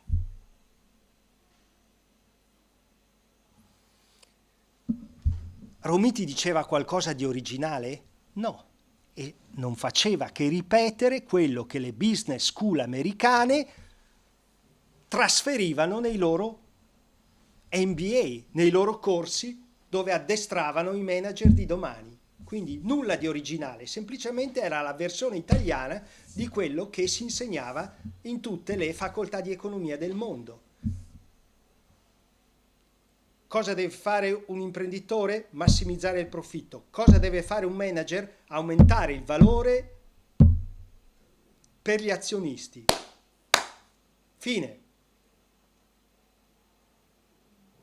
Voi capite che se non è questa una concezione riduzionista, quale altra? Il mito della concorrenza libera e perfetta. Allora, il mito della concorrenza libera e perfetta, cari ragazzi, esiste solo in un posto. Sapete qual è questo posto? Il vostro manuale di economia. È l'unico luogo in cui esiste la concorrenza perfetta, come l'aveva immaginata Adam Smith, il padre dell'economia moderna. Perché? Perché l'impresa turbocapitalista tende inesorabilmente, ineluttabilmente a condizioni di monopolio. Monopolio, poche aziende che governano il mercato. Io vi sfido adesso a prendere tutti i settori in cui è operativa un'economia e dirmi in quali di questi settori funziona un mercato perfettamente concorrenziale. Risposta? Nessuno.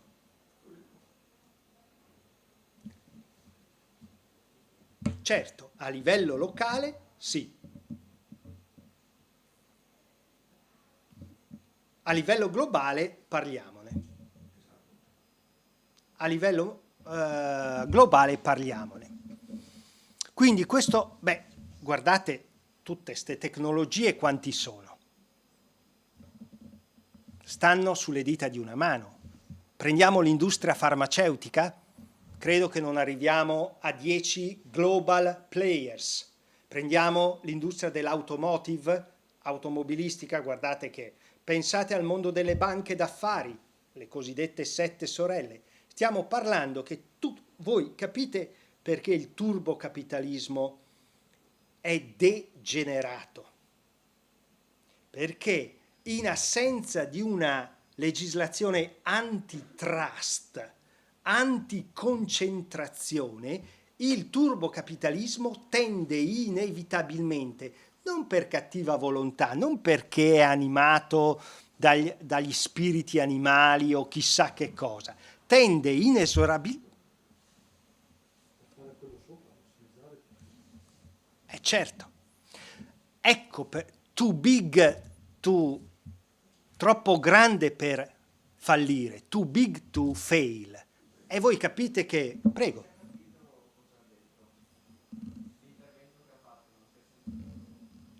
No, ho detto che quello che parlava adesso lo si capisce perfettamente, il concetto che esprimeva era quello proprio della massimizzazione del profitto, cioè ti riporta alla nozione precedente.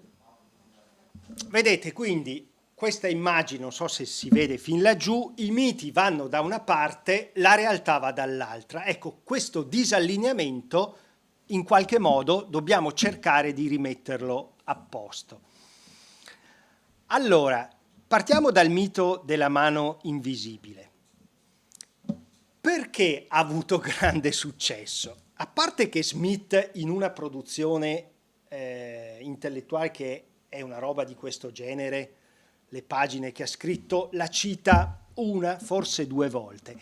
Ma perché ha avuto molta fortuna? Ha avuto molta fortuna perché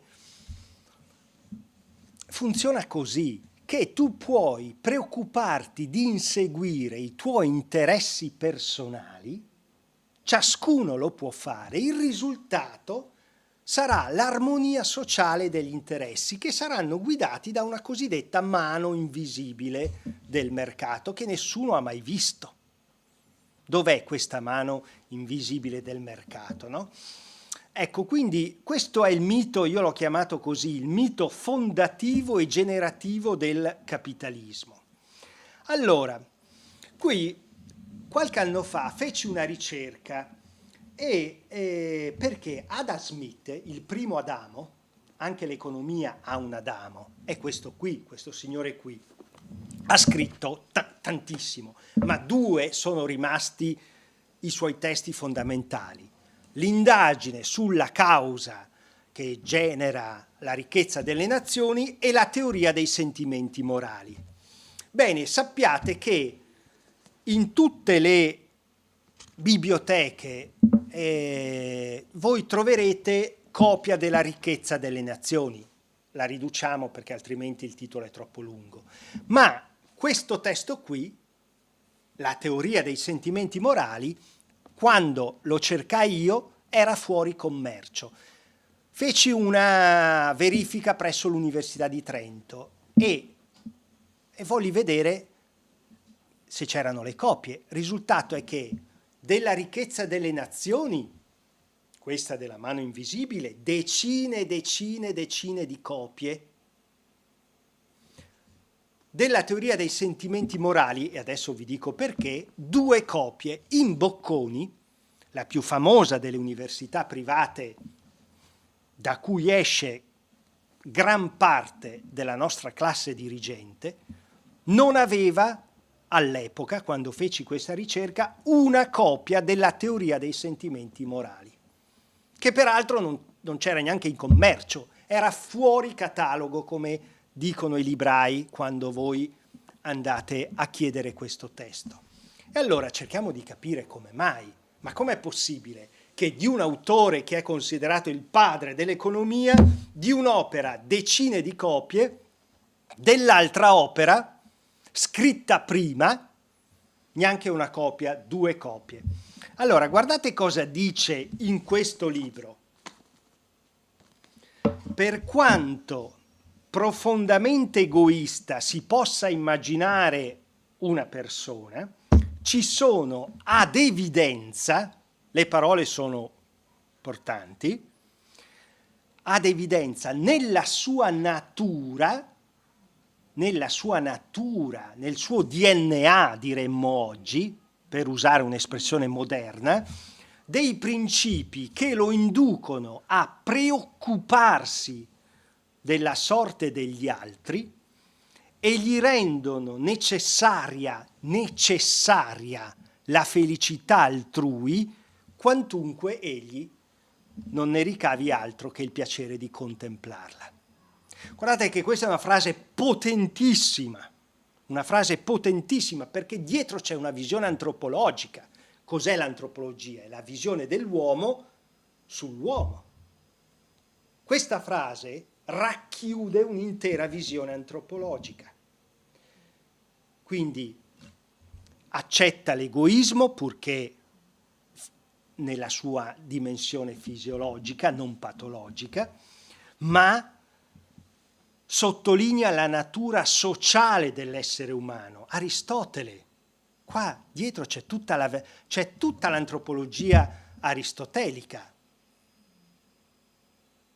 poi ripresa da Mounier, dal personalismo francese, quindi è tutto un filone di studi. E guardate questa parola incredibile che a Glasgow, la felicità, questa è una parola tipica dell'economia civile, la usa anche Adam Smith. Perché invece la ricchezza delle nazioni presenta il concetto non tanto di simpatia, che noi oggi traduciamo con empatia, perché per noi la simpatia ha assorbito nel linguaggio corrente un significato diverso. Oggi diremmo l'empatia di Adam Smith, la capacità che ho di sentire la vita degli altri, di non essere idiota, di non essere concentrato unicamente sulla soddisfazione dei miei bisogni, di capire che l'altro per me è costitutivo, non è un accessorio, io senza l'altro non vivo, perché è solo attraverso l'altro che riesco a riconoscermi. Questa è la frase in assoluto più citata della Bibbia capitalistica. Questa la trovate su tutti i manuali, dalle elementari fino alle business school più prestigiose.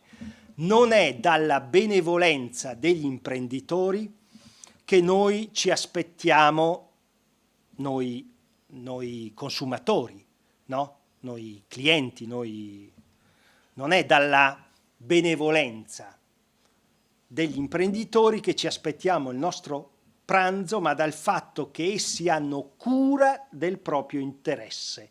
Noi non ci rivolgiamo alla loro umanità, ma al loro egoismo, e con loro non parliamo mai delle nostre necessità, ma dei loro vantaggi. Ecco, questa è... Allora, voi direte, ma come? 2 frasi, cioè 2 citazioni, come si tengono insieme? Si tengono insieme, perché tutte e 2 contengono degli elementi di verità. Qual è stato l'errore, la disonestà intellettuale? Aver preso questo e averlo cancellato. Perché? Perché naturalmente funzionava di più quell'altra. Smith è molto più complesso di come i neoliberisti lo hanno raccontato a noi. È un personaggio molto complesso, la sua teoria avrebbe bisogno di una di una maggiore. Ecco, vedete, questo vi ho portato il testo, così vedete, ecco, fisicamente mica tutti ho potuto portarveli, però insomma poi vi lascio tutto quanto. Come vi dicevo, noi abbiamo bisogno, e anche Smith ce lo dice, il problema è che le storie bisogna raccontarle per intero, non è che possiamo raccontare le storie solo per la parte che ci conviene, dimenticando poi. Allora, per Smith ci vuole una mano invisibile, la concorrenza del mercato, aziende che competono, dove non ce n'è una troppo grande che mangia tutte le altre, poiché competono, migliorano, innovano e quindi al consumatore finale arriva un prodotto, un servizio migliore, che costa anche meno. Ma anche una mano visibile, perché lo Stato è chiamato a fare la sua parte. A volte lo Stato fa la parte dello Stato imprenditore. E questo non deve meravigliare né scandalizzare, perché tantissimi paesi occidentali, anche molto più strutturati del nostro, hanno tutelato la nascita di alcune industrie. Beh, il caso più clamoroso sono gli Stati Uniti d'America, che ciascuno pensa di noi, pensa essere il paese dove lo Stato è al minimo, lo Stato minimo. L'informatica. Ma voi avete idea di quanti soldi l'amministrazione americana abbia buttato sulla nascente industria informatica? Quanti? Tantissimi. Altro che si sono fatti da sé. Ma su questo si potrebbe dire tantissimo. Quindi lo Stato fa bene a tutelare alcuni settori industriali ritenuti strategici. Certo, poi deve fare in modo che ci sia concorrenza, ma non si è mai visto uno Stato che si... Beh, certo, la storia di Enrico Mattei, abbiamo parlato di Adriano Olivetti, ma i docenti potrebbero tranquillamente raccontare ai ragazzi la storia di un altro grande protagonista del capitalismo italiano.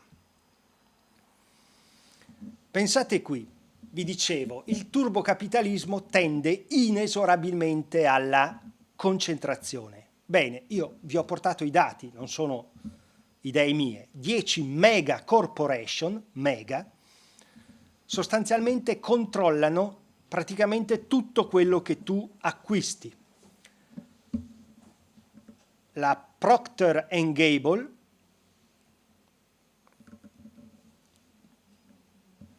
come vedete ha un parco clienti di 4,8 miliardi di persone. La Nestlé ha 8.000 brands. Poi volete andare a fare la spesa critica, no? Come si dice, la guida al consumo critico. Voi capite, no? Che per entrare e fare la spesa critica dovreste entrare con un libro di 622 pagine, no? Che contiene tutti i brands che Nestlé ha. Quindi uno pensa di l'Unilever, 2 miliardi di persone, questi sono dati. Il 90% delle informazioni, media, fake news, viene controllato da 6 compagnie. Erano 50 nel 1983, adesso sono 6. Quindi voi capite che quando noi raccogliamo le informazioni e dobbiamo tenere presente che nel mondo 6 soggetti governano tutto quello che troviamo in rete, tutto quello che ascoltiamo nei telegiornali, tutto quello che leggiamo sui quotidiani.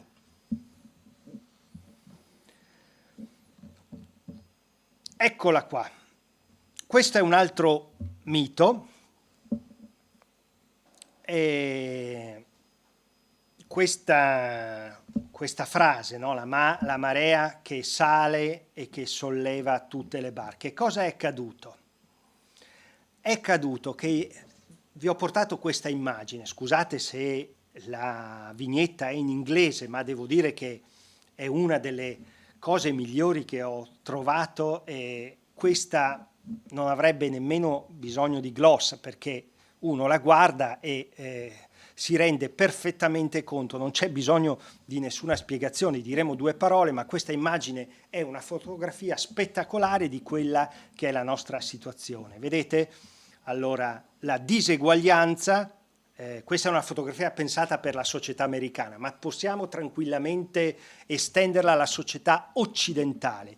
Come vedete, allora, chi sta cercando di buttare fuori l'acqua dice attenzione che appunto la nave sta affondando, quelli sopra, come vedete, sono tranquillamente a prendere il sole, e dicono beh, forse per chi è sotto, ma non certo, e poi questi sono già sott'acqua, quindi vedete, questa è sostanzialmente quelli che non ce la fanno, questi sono già sotto, per loro è già andata la storia. Qui c'è la middle class, la classe media, quella da cui provenite voi, perché voi siete i figli della classe media, quella che ha generato il miracolo economico italiano, quella che oggi si sta liquefando. La classe media è lì, è molto preoccupata perché la sua situazione sta peggiorando, e poi c'è lo 0,1% o lo 0,01% di quelli che sono sopra e sono poco preoccupati di questa barca che sta colando a picco. Ecco, questa immagine, a mio modo di vedere, per quel che ne so io, rappresenta davvero molto bene la situazione della società americana. Attenzione, perché potrebbe questa essere anche la fotografia della società italiana, quindi noi dobbiamo evitare di utilizzare questa immagine, perché questa immagine, più di 1000 parole, più di 1000 saggi di economia, ci dice la situazione nella quale siamo. Eccoli qua.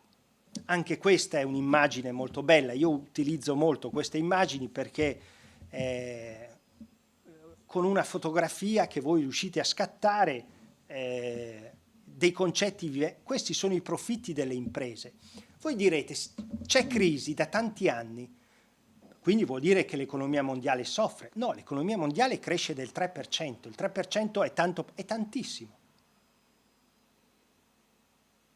Se l'economia è in crisi, attenzione, non tutti sono in crisi.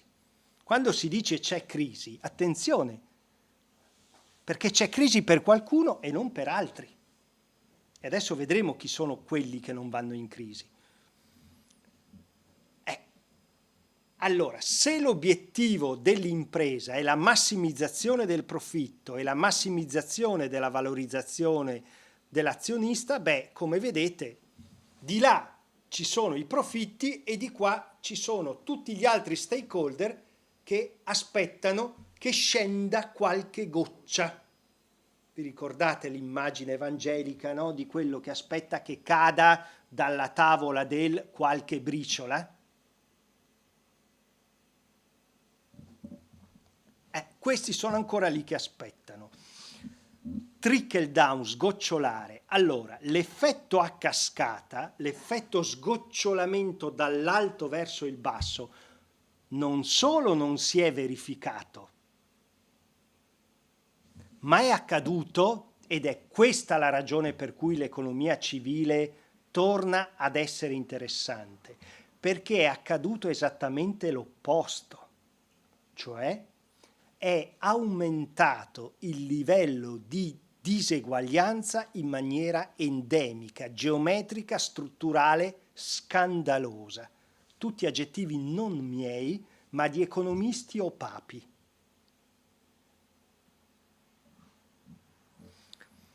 Allora, ho chiesto ad un filosofo francese di darci una mano, Paul Ricoeur, morto 15 anni fa.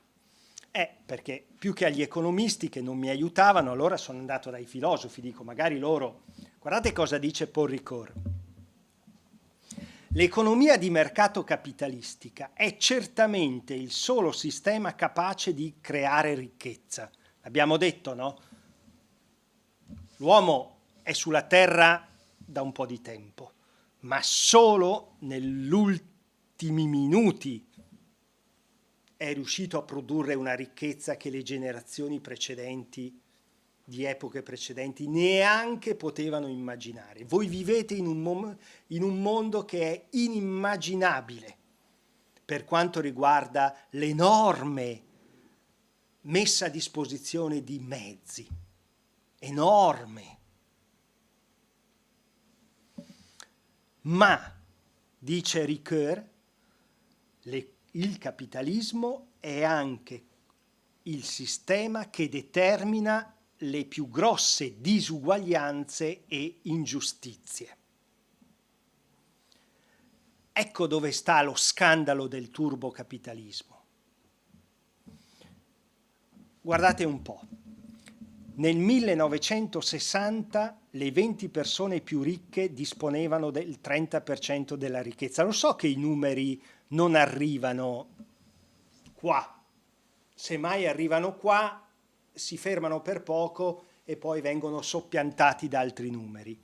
Questo va bene, però per un attimo, fosse anche un minuto, proviamo a stare nei numeri. Nel 2016 le 8 persone più ricche disponevano del 99% della ricchezza. Allora, quando qualcuno dice il capitalismo così com'è non funziona, ma non è che ci voglia un genio, Cioè non è che occorre aver studiato alla London School of Economics per capire che c'è qualcosa che non funziona e quindi c'è qualcosa che noi speriamo di non fare così tanti disastri come quelli che abbiamo combinato, però c'è qualcosa che perché voi partite da questa situazione. Noi siamo partiti da una situazione tutto sommato non così problematica. Noi vi lasciamo in eredità non solo un debito pubblico elevatissimo, che non facendo voi figli chissà come pagheremo, ma vi lasciamo un sistema economico che ha questi numeri che se uno venisse da Venere, Plutone o che ne so io, direbbe ragazzi ma come siete combinati? Eccolo qua, di mio non c'è nulla.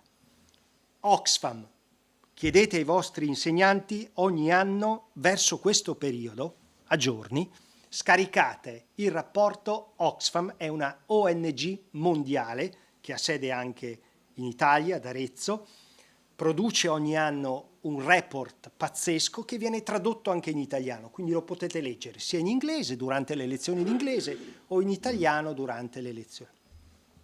Billionaires sono i miliardari che posseggono la stessa ricchezza di metà del mondo. Nel 2010 stavano su un jet, poi su un double bus nel 2014, poi in un pulmino e via dicendo. Guardate, l'economia cresce, il mondo va alla malora, ma l'economia cresce. Eccoli qua.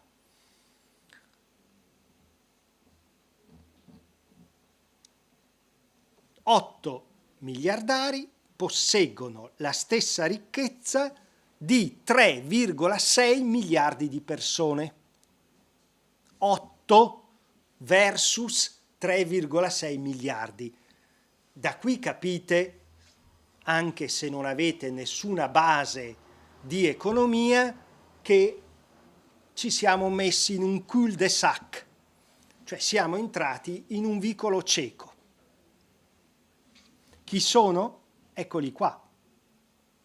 Bill Gates, Warren Buffett, Carlos Slim, Jeff Bezos, Zuckerberg, Bloomberg e via dicendo. Eccoli qua. Questi sono gli ultra rich. Ecco,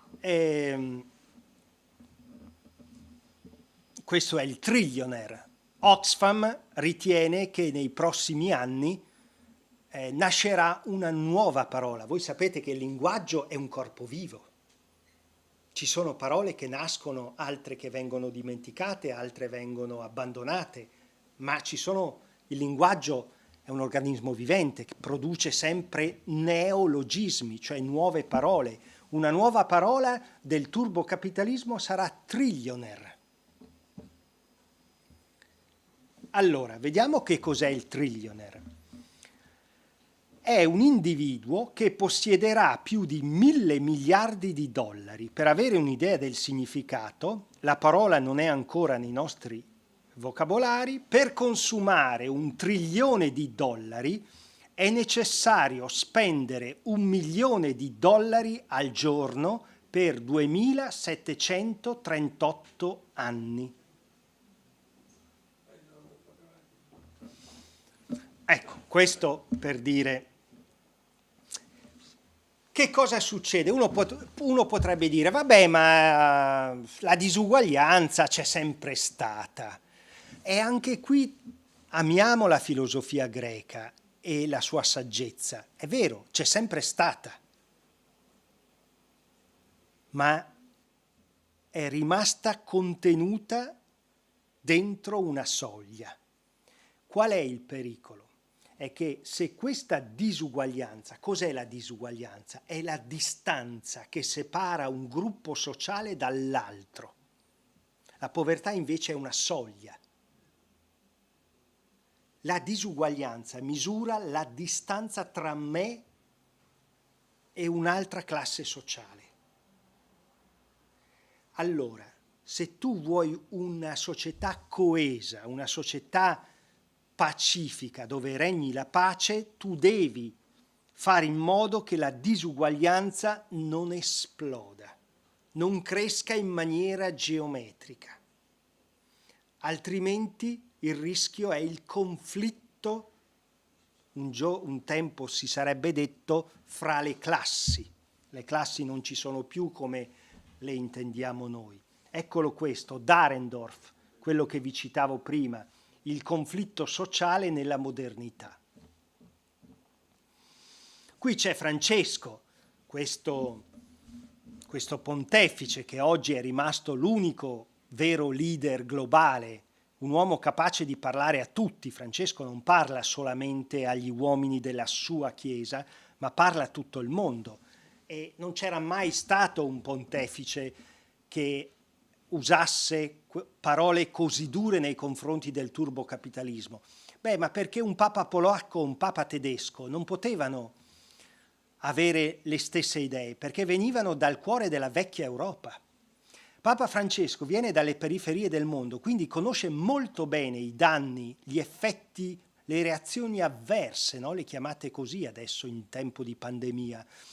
Francesco conosce molto bene le reazioni avverse del turbocapitalismo, perché lui viene dalle periferie del mondo e quindi ha visto, non ha letto. E quindi Francesco utilizza nei confronti, è questo qui. Francesco guarda e dice, caspita, ma un sistema economico così non può funzionare.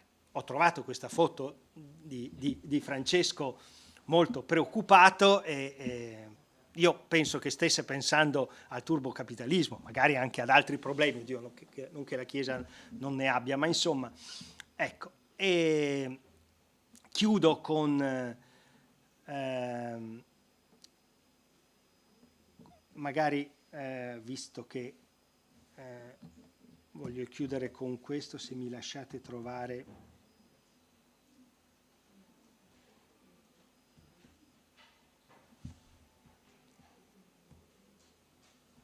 Beh, forse potremmo chiudere con... Vi ricordate pochi giorni fa, non so se lo avete letto sulla stampa, no, naturalmente non è richiesto da parte vostra, ma insomma magari qualcuno stando a casa guardando il telegiornale, qualche giorno fa è morto un imprenditore italiano molto noto, Callisto Tanzi. Callisto Tanzi era un imprenditore emiliano che si era fatto da sé, che aveva costruito un grande impero finanziario. La Parmalat aveva acquistato una squadra di calcio e insomma però Tanzi è passato anche alla storia per aver combinato uno dei più grandi disastri finanziari non del capitalismo italiano, ma del capitalismo mondiale. Qui vi ricordo che chi aveva investito le azioni in Parmalat a 1.000 euro, alla fine del 2004 si trovava con un valore dell'azione di 33 euro. Perché? Allora, cosa succede? Che, come afferma Guido Rossi, se i mercati finanziari sono delle bestie incredibili, no? Non so come dire, adesso sono molto lontani dalla vostra esperienza, ma insomma per chi ha la possibilità di confrontarli, i mercati finanziari sono da prendere sempre con grande cautela. Cosa dice il più grande giurista d'impresa italiano, Guido Rossi, che purtroppo è scomparso da qualche anno? Abbandonati a se stessi, non sorretti da opportune leggi, vi ricordate la deregulation a cui facevo riferimento prima? I mercati, soprattutto i mercati finanziari, non obbediscono ai meccanismi virtuosi che molti economisti ritengono esserci. Tranquilli, lasciate fare al mercato, il mercato ci pensa lui. Lo Stato via, la società civile organizzata via, lasciate fare al mercato, ma tendono invece a incoraggiare manipolazioni e frodi. Più i mercati finanziari diventano sofisticati, cioè i nostri, quelli di oggi, 2022, più richiedono una disciplina attenta e capillare. E lo diceva Guido Rossi, non uno degli azionisti Parmalat finiti sul lastrico. Ecco, quindi credo che questa lezione questa lezione che ci viene sia molto importante, ecco. Ma insomma vorrei chiudere con una nota positiva e non chiudere con allora direi che possiamo chiudere con questo pensiero di un grande economista aziendale ancora vivente, Marco Vitale, il quale ci dice che al centro deve esserci l'azienda, non la proprietà, cioè non gli azionisti. Questo vuol dire la proprietà e gli azionisti sono solo una componente fondamentale, sono solo una delle componenti fondamentali dell'azienda. Dice Marco Vitale, l'impresa è un'equazione complessa.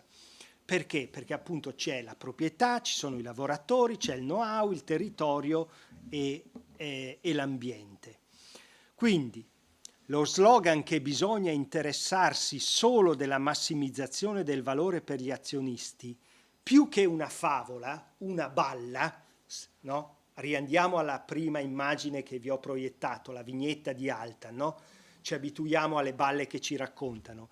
Vitale dice attenzione, perché non è tanto una balla, una favola, una fake news, diremmo oggi, ma è un micidiale errore. Chiedere ad un amministratore di interessarsi solo e prevalentemente alla creazione del valore economico è chiedere allo stesso di comportarsi da idiota o da irresponsabile. Vedete che più o meno le parole che usiamo, prese di qua o prese di là, un po' tornano. Ecco, quindi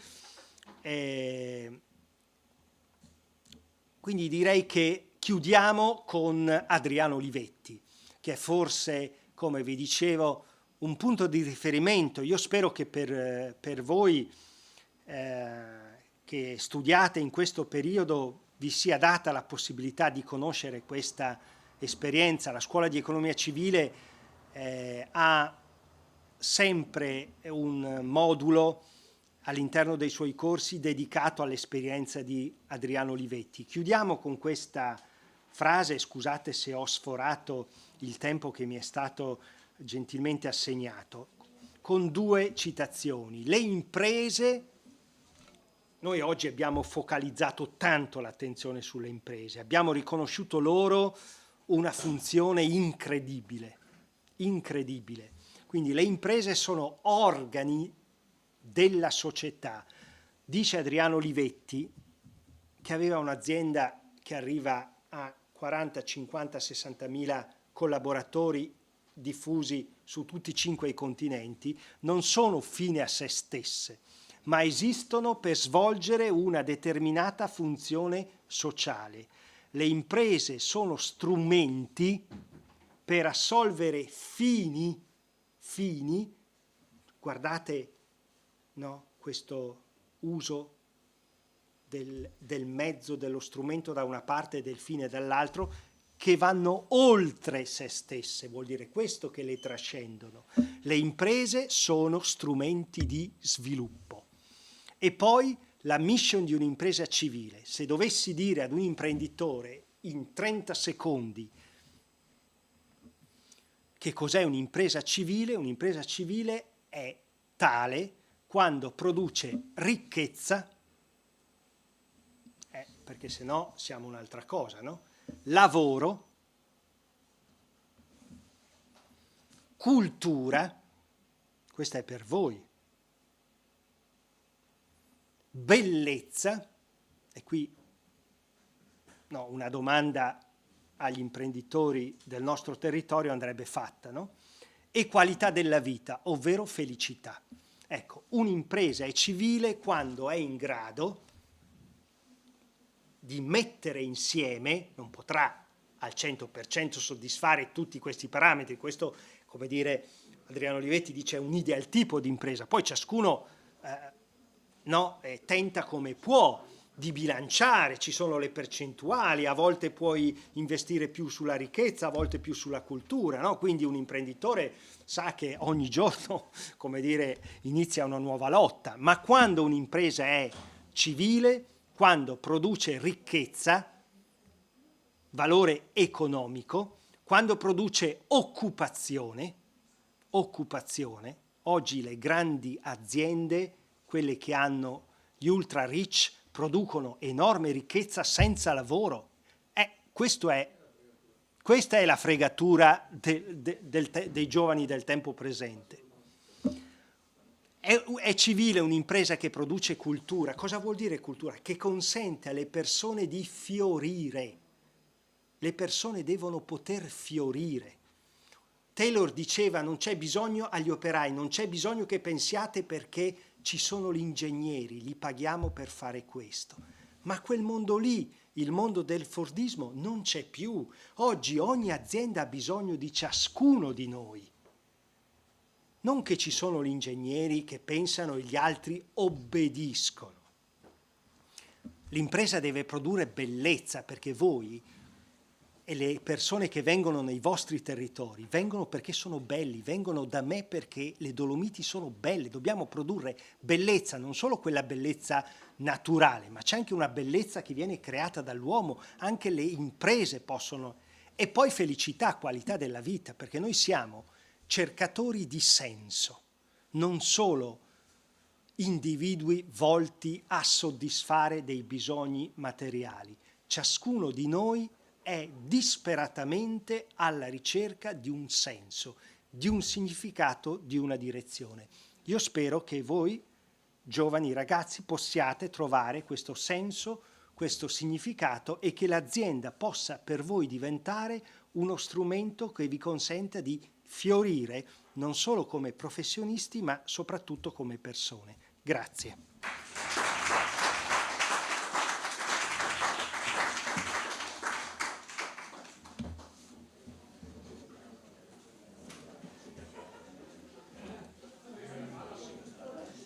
Quasi la mia bellezza sulle nostre aziende che sono una fabbrica che fa tutti i